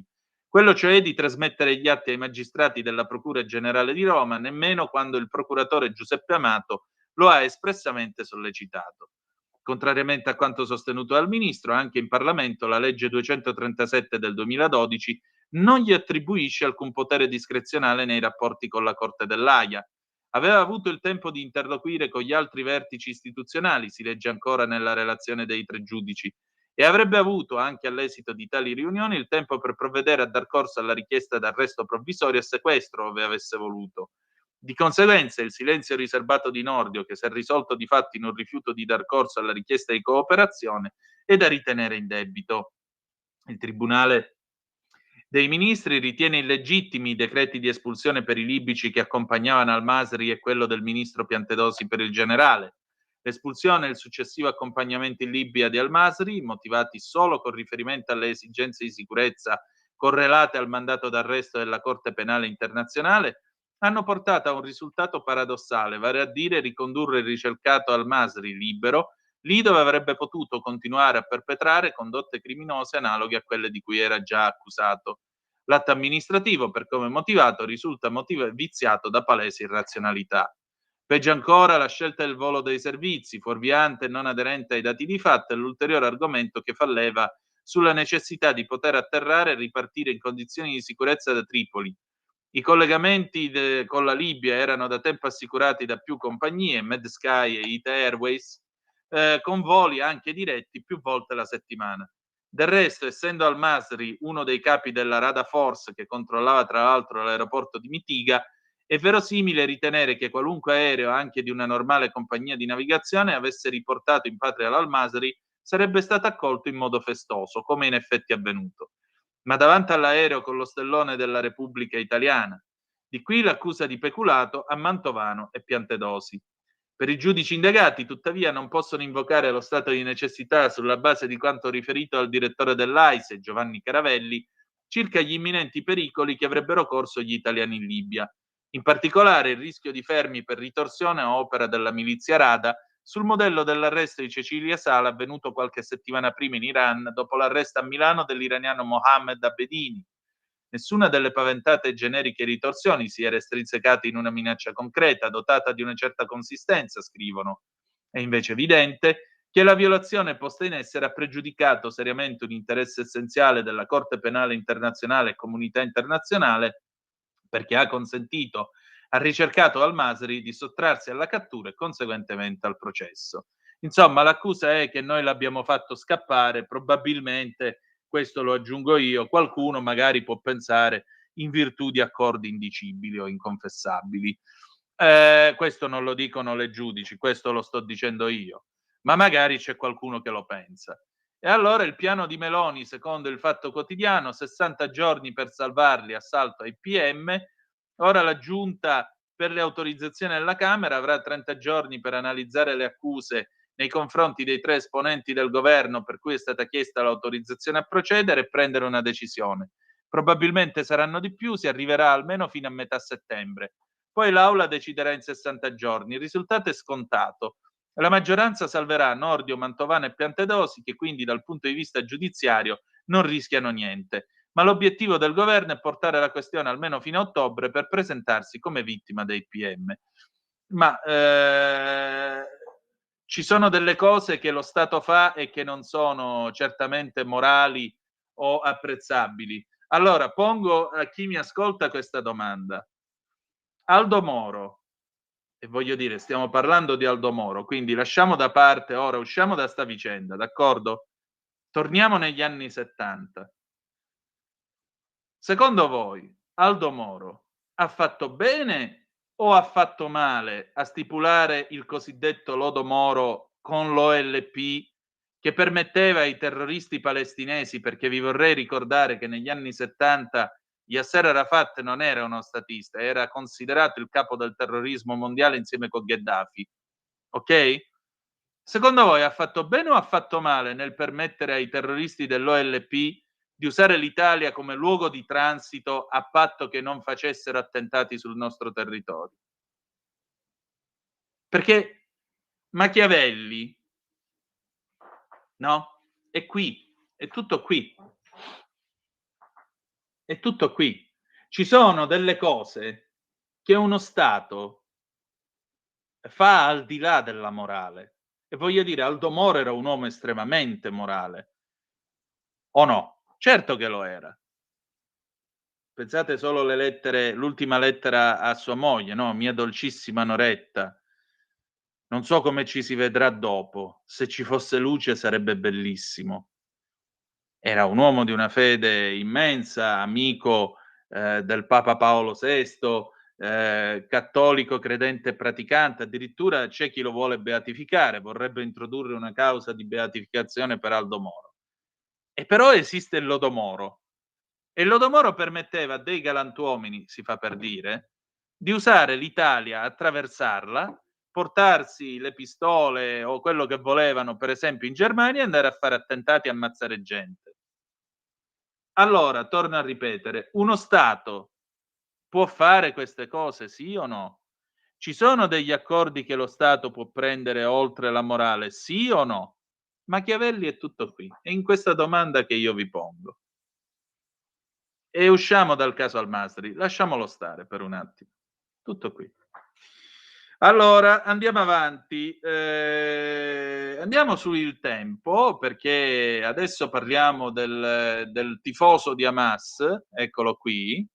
Vi ricordo poi a 12:30 ci sarà Giulia Sorrentino del Tempo che firma appunto stamattina il pezzo di apertura della prima pagina del Tempo. Il caso Hijazi si allarga dagli USA a Israele, in Italia la sinistra e i giornaloni stanno in silenzio. Gli amici di Hamas continuano ad attaccare il Tempo, ma ci sono le prove. L'attivista palestinese è vicino ai combattenti. Soleiman Hijazi, presente alla Camera durante l'evento organizzato dai 5 Stelle in onore di Francesca Albanese, ha deciso di querelarci sostenendo di essere vittima di una diffamazione, sol perché abbiamo detto che si tratta di un personaggio vicino ad Hamas. Peccato però che a dirlo siano i fatti. non sapendo rispondere nel merito, quindi decidono di prendere in giro il direttore Tommaso Cerna e l'autrice degli articoli. A farlo Luca Baucci, l'avvocato di Giazzi, che in un video postato sui social ha detto che circola un esilarante video del direttore del Tempo, che non nominerò per non dargli troppa importanza, dato che non lo conosce nessuno, per cui lo chiameremo Sempronio. Un video in cui egli denuncia di sentirsi minacciato dal sottoscritto perché, in quanto difensore di Suleiman Nijazi, che ha giustamente annunciato che agirà in giudizio contro il Tempo per la grave diffamazione subita, lui si sente minacciato e vuole sentirsi libero di attaccare con la calunnia, il fango e la diffamazione chi difende non solo la causa palestinese, ma ancor di più il diritto internazionale e i diritti umani fondamentali. Quindi usa la tecnica dell'infamia. Ci farebbe piacere se però l'avvocato ci rispondesse nel merito delle accuse che noi abbiamo mosso al suo assistito, il quale scriveva, a proposito di Hamas, che chi è solo palestinese può far sapere cosa fa Hamas per noi. Hamas ci aiuta in tutto, non solo combatte, ma aiuta molto sul sociale. Noi siamo contenti di avere Hamas in Palestina. Non sono frasi che ha inventato il direttore o chi ne ha scritto, sono parole sue da cui nessuno si è mai discostato. Anzi, sono fatti che oggi hanno un respiro internazionale. Dopo che a parlare di noi è stato il Washington Outsider, l'importante organo di informazione americano, la notizia è arrivata in Israele e sta scuotendo l'ambiente diplomatico, che si pone diverse domande. All'estero se ne parla, se ne discute e ci si interroga. E noi cosa dovremmo fare? Tacere davanti a chi ci dileggia per non rispondere sui fatti concreti? Fatti su cui non ha risposto nemmeno Francesca Albanese. Durante la trasmissione Coffee Break, il deputato di Fratelli d'Italia Marco Scurria ha chiesto alla relatrice speciale ONU delucidazioni in merito al selfie che la vede accanto a Suleiman Nijazi. La risposta? Io so che c'è una grandissima polemica a proposito della sua figura. So che investigherà l'autorità giudiziaria perché ci sarà presto un contenzioso in corso e quindi non anticipo le conclusioni dell'autorità giudiziaria italiana di cui ho grande rispetto.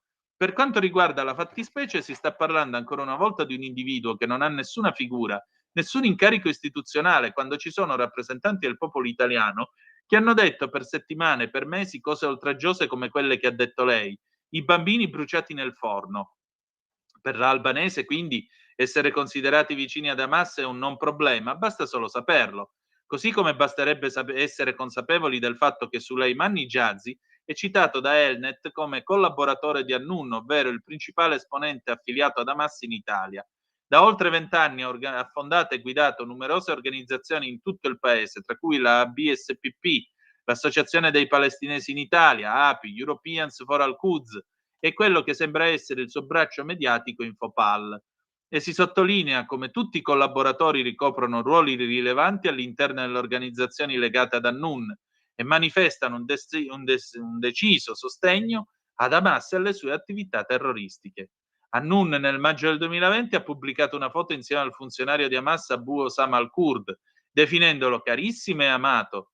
Nel 2018 ha celebrato l'anniversario di Hamas affermando che la ribellione è un diritto sacro. Nel dicembre 2020 ha definito lo sceicco Ahmed Yassin, fondatore di Hamas, martire e imam.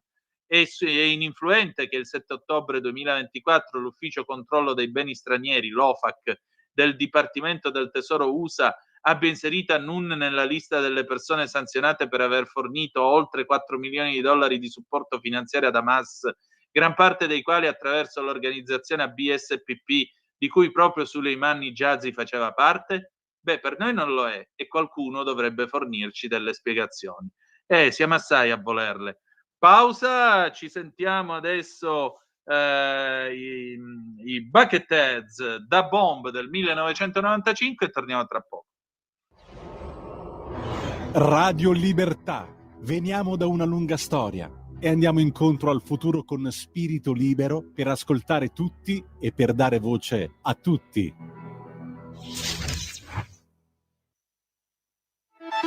Stai ascoltando Radio Libertà, la tua voce libera, senza filtri né censure, la tua radio.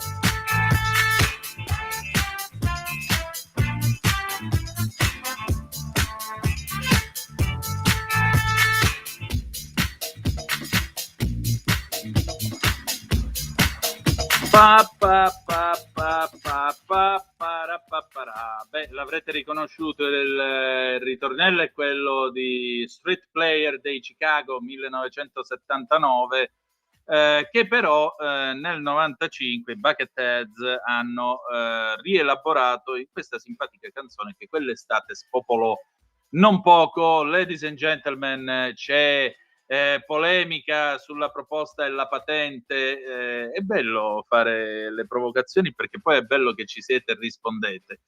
Allora, buon compleanno, scusate, ma quanti incidenti e morti provocano i giovani?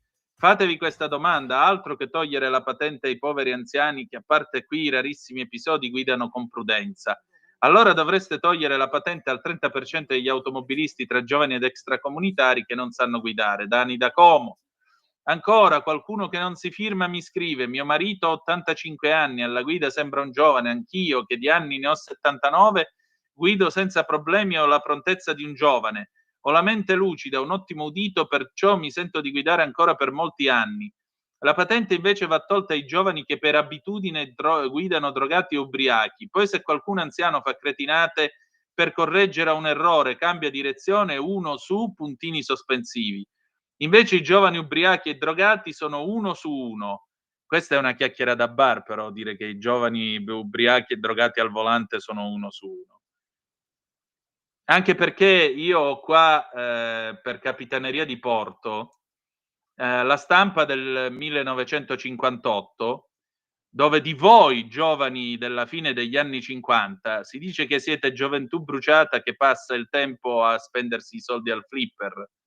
Quindi, come vedi, egregia amica, la chiacchiera da bar è una chiacchiera da bar che si ripete di generazione in generazione. Se vogliamo cadere nella chiacchiera da bar mi sta bene, ma dire che tutti i giovani guidino ubriachi e drogati anche no. Poi aggiungerei una cosa, dire che vabbè, però poverino l'anziano ha imboccato l'autostrada contromano e di conseguenza bisogna capirlo e uno ogni tanto, e che male avrà mai fatto? Ecco, uno di questi signori, prendendo l'autostrada contromano, ha causato un grave incidente stradale con morti e feriti. Quindi o cerchiamo di parlare tutti assieme di sicurezza stradale. Io ripeto, ho lanciato una provocazione: 80 anni, 85 anni, ma mica si può continuare a guidare in eterno.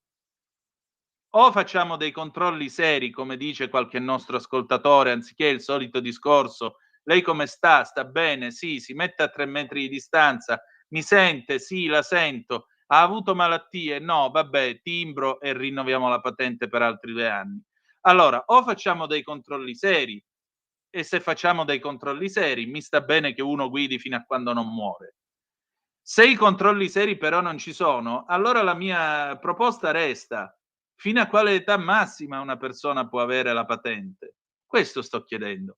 La vita si è allungata, siamo tutti d'accordo, e molto spesso si arriva alla novantina in condizioni nettamente diverse da come ci si poteva arrivare 20-30 anni fa. Siamo tutti d'accordo anche su questo.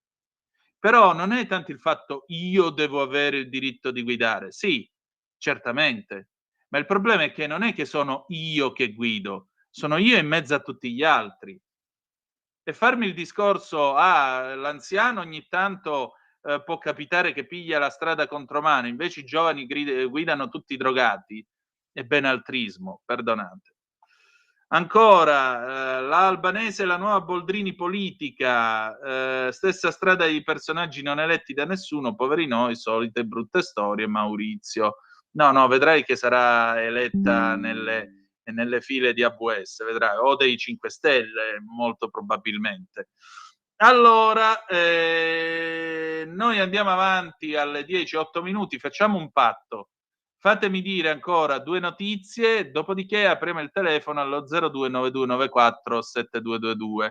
Comunque, già che ci siamo, visto che parliamo di chiacchiere da bar, questa è la stampa di martedì, mercoledì 16 settembre del 1958, 16-17 settembre del 58. Aspettate, ora ve la faccio vedere nella condivisione, perché questa io l'avevo messa da parte per il mercatello della Capitaneria di Porto, ma a sto punto ve la faccio vedere, eccolo qua, tac. Eccola qui. La gioventù bruciata, guardate cosa scrivevano di quelli che oggi hanno 80 e passa anni, se vogliamo fare la chiacchiera da bar.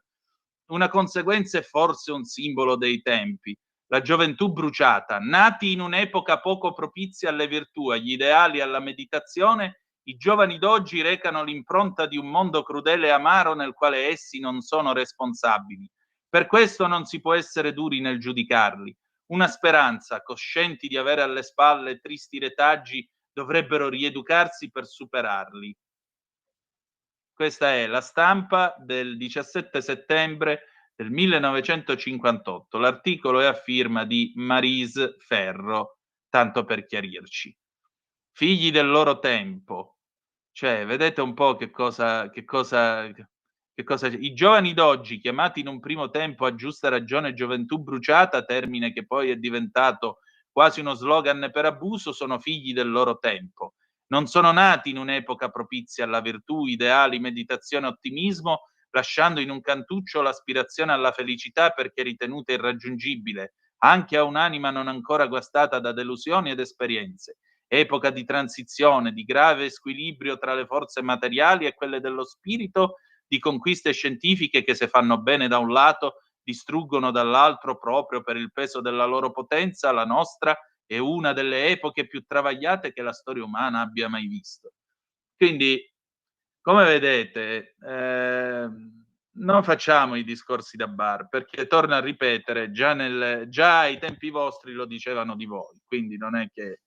E francamente lo trovo ingeneroso verso noi e verso voi, se posso aggiungere.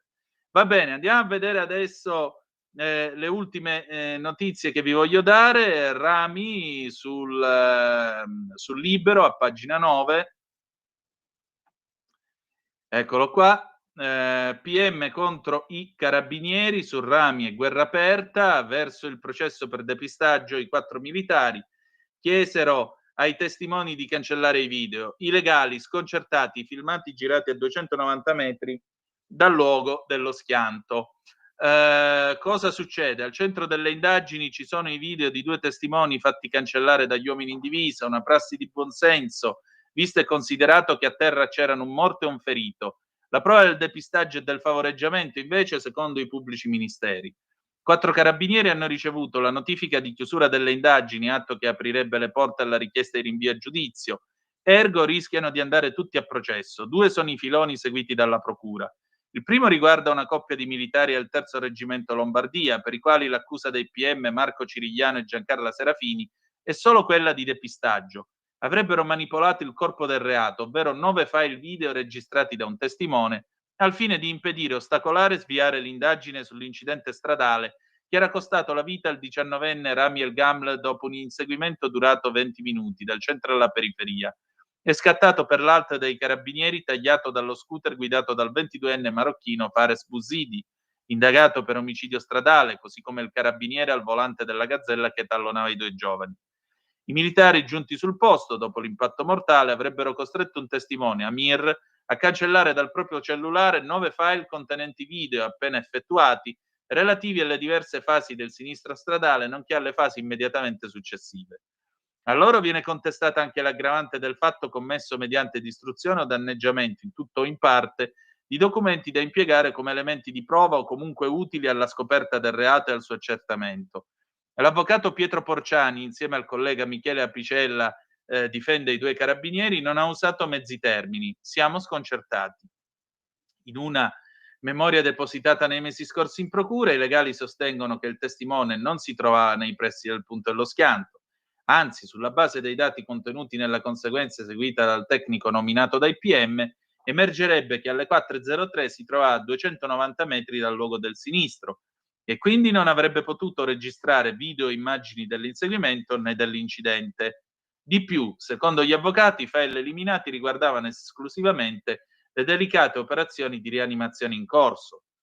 Il secondo filone, incentrato sempre sulla questione video, riguarda altri 2 carabinieri in forza al nucleo radiomobile, accusati di aver cancellato un filmato al famoso super testimone, il 28enne Omar, che a suo dire avrebbe ripreso gli ultimi istanti dell'inseguimento. Per loro, oltre al depistaggio, anche l'accusa di favoreggiamento. Secondo i PM avrebbero aiutato il collega alla guida dell'auto che inseguiva direttamente il T-Max a eludere le indagini, in quanto consapevoli di quanto accaduto poco prima. Consapevolezza che invece sarebbe mancata agli altri 2 colleghi coinvolti. Omar era stato poi sentito in procura. Mi hanno detto frasi del tipo: cancella immediatamente il video, fammi vedere che l'hai cancellato. A quel punto mi hanno fatto la foto al documento e hanno aggiunto: adesso sali in macchina perché ti prendi una denuncia. Per questo ho detto di essere stato obbligato a cancellare il video, si legge nel suo verbale. Uno dei militari, qualche ora dopo l'incidente, avrebbe poi cancellato la foto del documento di identità del ragazzo, secondo i PM, in modo da ostacolare le indagini, impedendo la tempestiva identificazione del principale testimone oculare presente ai fatti.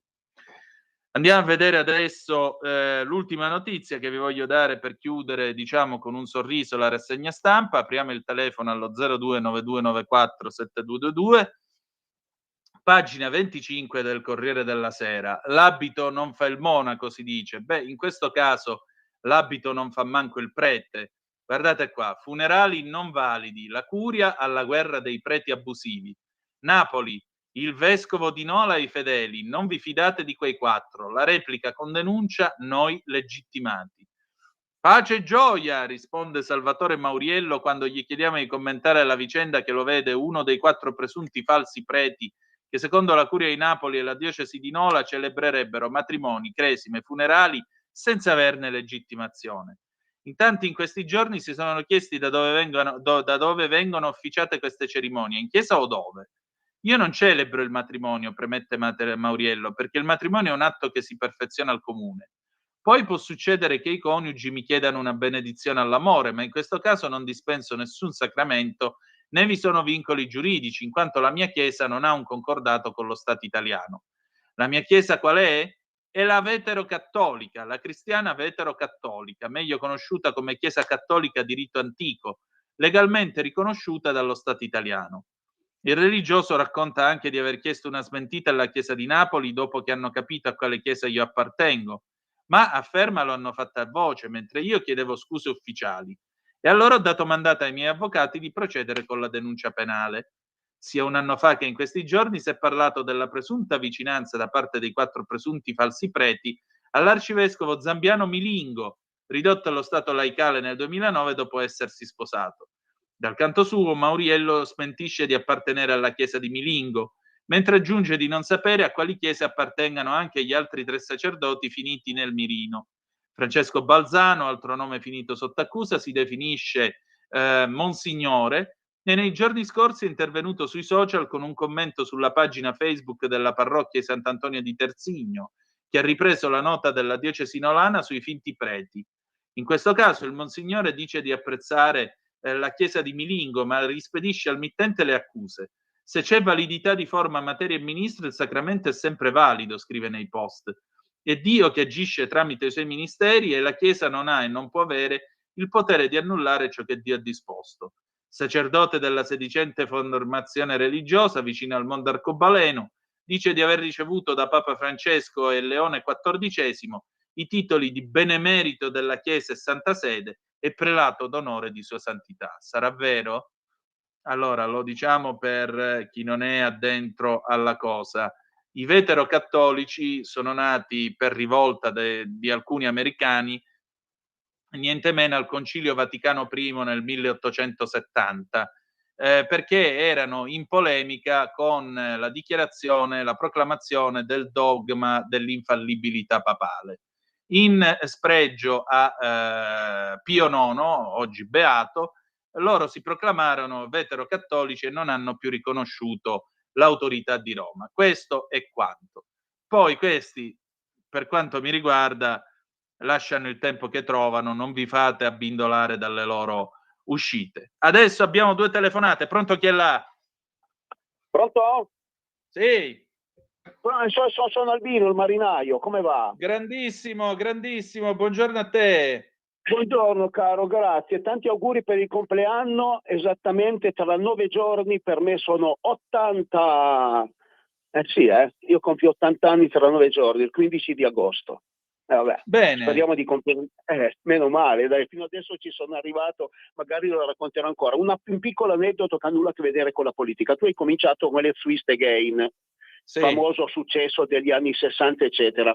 Tu pensa che la versione italiana di Peppino di Capri vendette circa 1.600.000 dischi e Peppino disse che, non essendo il suo genere, è stato il più grosso successo al di fuori di quello che lui normalmente cantava. Ma la storia è questa: il mio amico Jerry Bruno dei Brutos, quello col dentino, siamo amici di famiglia, quindi figurati un po', immenso. e negli anni 60 era a Parigi, ascoltò questa musica, telefonò a Peppino e disse: qui c'è un pezzo che va fortissimo. Peppino disse: sì, mandami lo spartito. Mandò lo spartito, Peppino incise le Twist Again, in Italia ebbe questo successo stratosferico. E per concludere, pensa che Jerry dei Brutos, conoscendoci da tanti anni, lui ha 5 anni più di me, però in età, quando io cominciavo a capire la differenza tra uomo e donna, facevo il filo alla sorella di un amico comune. Combinazione, lui veniva quando era in Italia a trovarla con il Jaguar, aveva la Jaguar. Io invece, poverino, a 18 anni, cosa facevo? Avevo la Vespa. Quindi eravamo con due strumenti di cattura totalmente differenti, però alla fin fine nessuno dei due ci cavò un ragno dal buco, quindi andammo in bianco, sia lui che io. Per cui, sono aneddoti di gioventù, dai, parliamo di 60 e passanni fa. Altri tempi. Dai. Ok, grazie per l'attenzione, ti saluto. Ciao. Un abbraccio, Grazie, buon maresciallo. proseguimento. Altra telefonata, Grazie. pronto, chi è là? Buongiorno signor Tonino, Lisetta. Oh, Lisetta Allora cara. io cambio argomento sui morti sul lavoro, signor Tonino, Sì. che possiamo evitare queste vittime, secondo me. Allora, anche ieri altri morti sul lavoro. Questi, signor Tonino, sono morti che si possono evitare se si ha, secondo me, la responsabilità di controllare tutte queste situazioni pericolose. Allora, prima di tutto, controllare se i lavoratori sono lucidi prima di iniziare il lavoro. Controllo di stupefacenti e alcol, e questo dovrebbe essere fatto naturalmente dal responsabile del cantiere. Un'altra cosa, è inutile controllare ristoranti o pizzerie o bar, non ho mai sentito persone morte in questi locali. Le morti ci sono nei cantieri edilizi e nell'industria. A volte camminando, signor Tonino, per strada vedo lavoratori arrampicarsi su scale senza nessuna protezione e nessuno fa nulla. Allora, volevo aggiungere anche i migliori auguri di buon compleanno da Lisetta. Tutto qua, è una buona giornata. Lisetta, intanto grazie e un abbraccio forte. Sì, siamo sempre lì all'italiana, lo diceva del resto lo stesso Andreotti della nostra Costituzione. Noi abbiamo una bellissima Costituzione, ma più che modificarla si tratta semmai di applicarla, e aveva pienamente ragione il divo Giulio. Altre due telefonate, pronto, chi è là? Sono io? Ehi Walter, ciao. Sì, sono Walter, ciao Antonino. No, io chiamavo, a Lisetta volevo dire che le morti sul lavoro sono incancellabili. Chi ha lavorato nell'industria, nell'edilizia, sa che è impossibile che ci sia, si potranno limitare, ma è impossibile. Anche uno che lavora in un ambiente robotico, il robot impazzisce, io l'ho visto, io ho lavorato in tutti questi ambienti, posso dirti impazzisce il robot, ammazza, perché scusa una fotocellula, perché quella fotocellula ti faceva fare un percorso di accesso più lungo. I morti sul lavoro sono incancellabili, questo è il mio parere. Il secondo è patente, visite vere, questa è la soluzione, perché se uno è in grado è come andare in bicicletta, se sei in grado ci vai, se non sei in grado non ci vai, ma questo lo fai in autonomia. Per la macchina, siccome metti a repentaglio la vita di altri, deve essere qualcuno che mette il timbro e ne è responsabile. La terza, lodo Moro. Non sono d'accordo con te, perché questo fatto italiano, tipicamente italiano, del lasciar fare, poi alla fine ci ha portato ad avere in casa questi immigrati ai quali lasciamo fare. Cioè è proprio un atteggiamento radicato che viene proprio dal dottor Divago, il tuo amico Moro, come veniva chiamato da Marcello Marchesi, il dottor Divago. Me lo perché ricordo. Questo fatto alla fine porta, sono ancora in linea, porta a questo, ma sì, lasciamo fare, sono ragazzi, l'abbiamo sentito per anni, no? Erano ragazzi o cellule impazzite, quelli delle Brigate Rosse, quelli che hanno ammazzato 32 persone all'aeroporto di Fiumicino, palestinesi. a raffiche di mitra anche bambini, quelli erano ragazzi. Perché hanno ammazzato quelle persone a Fiumicino? Perché i carabinieri, quasi involontariamente, erano riusciti a sventare l'attentato a Goldamere. L'ho già raccontato una volta, stava per atterrare a Ciampino, questi con i lanciarati erano pronti a far saltare l'aereo, sono stati bloccati. Si sono incazzati questi a quali abbiamo sempre lasciato fare e sono andati all'aeroporto.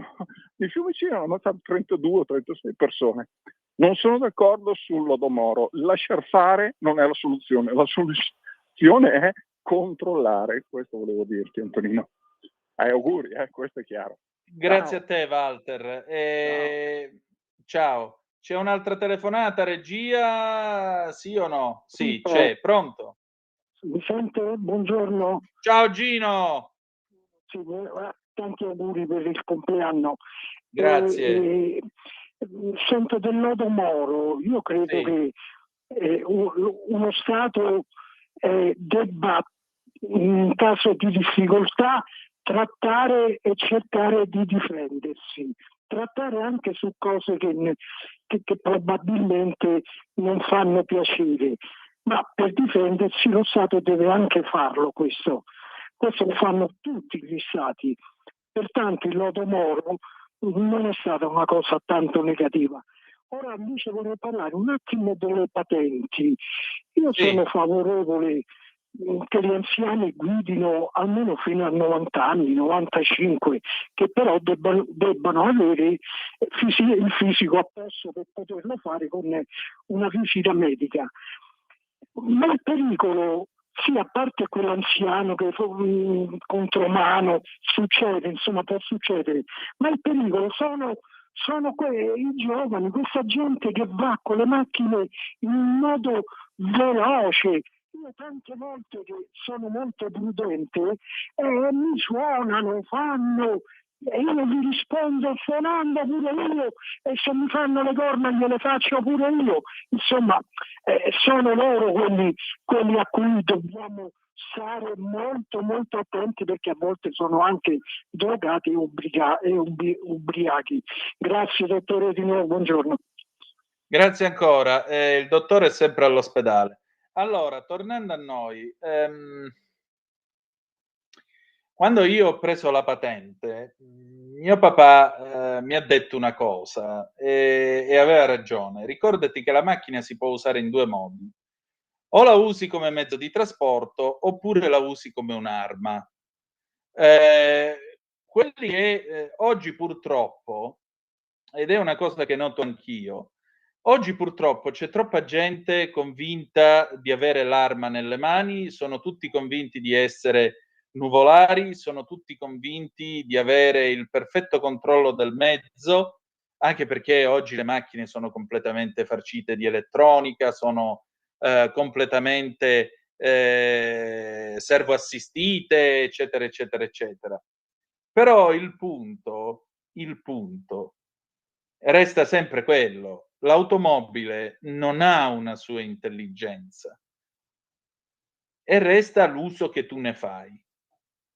Ed è vero che purtroppo c'è troppa gente, spesso dotata di vetture costruite in Germania di un certo modello, che credono, per il semplice fatto di avere quelle vetture costruite in Germania di un certo modello, di avere priorità su tutto e su tutte le regole del codice della strada.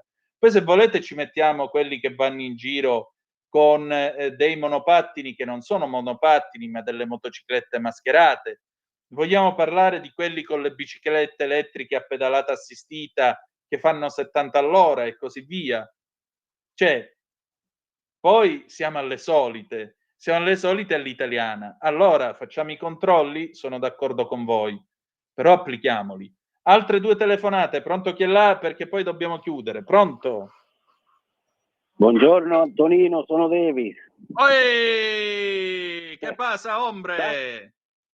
Todo bien, tanti auguri, maestro. Grazie. Maestro sì, alle scuole elementari. Sì, certo, è un maestro. Ascolta, dopo Ferragosto farò un giro in Italia a trovare la famiglia e verrò con tutta la famiglia. Comunque andremo, sì, tutto il nord, Milano, Venezia, Dolomiti. E siccome in queste città turistiche sto vedendo che ci sono sempre più atti di microcriminalità, io vorrei insistere, perché a parte che ho un po' di timore, perché useremo anche i mezzi, metro, così anche a Venezia ci sono tanti borseggiatori e borseggiatrici, però il governo deve essere più severo. So che abbiamo i giudici contro, però bisogna smetterla con questi. Bisogna essere severi, bisogna far rispettare la pena non lo so, fare delle leggi molto più severe, reprimere. Gli deve passare la voglia a questi di fare i criminali, soprattutto con i turisti. Non lo so, però io voglio insistere, bisogna essere molto molto molto severi, perché non se ne può più. Sto vedendo tutti i giorni delle cose, no, ovviamente alla televisione no, ma ovviamente su internet, che veramente non se ne può più. È tutti i giorni che succedono atti di microcriminalità. Ma poi le baby gang non ne parliamo. Non so cosa ne pensate. Ti abbraccio, Antonino. No, io penso che purtroppo stanno cambiando questi qui e quindi le norme sono ormai inadeguate ed è tempo di rivederle. L'ultima telefonata che devo chiudere. Pronto? Chi è là? Cesare da Treviso, buongiorno. Ben trovato. Ecco, prima parlavate della patente da appendere al chiodo dopo gli 80 anni. Sì. Io penso che non sia questo il modo di verificare chi ha la possibilità, la capacità di guida o meno. Bisogna riformare la revisione patente, la visita per il rinnovo della patente. Non serve a niente fare la visita medica, uno ci vede o non ci vede, sì, però non sa guidare o non è in grado di guidare. Quindi bisogna riformare, la prova deve essere pratica e non occorre neanche fare quella della vista, perché uno o ci vede e quindi sa guidare, oppure se non ci vede non può guidare. Quello che fa l'esaminatore dovrebbe essere anche psicologo, di capire come potrà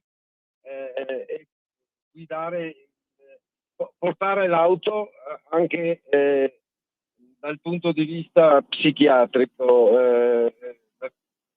Quindi bisognerebbe, anche perché la patente viene data in maniera troppo elargitiva e ce l'hanno e hanno la patente un sacco di gente che non sa guidare, non è in grado di guidare, fa le cose meccanicamente senza sapere neanche quello che fa.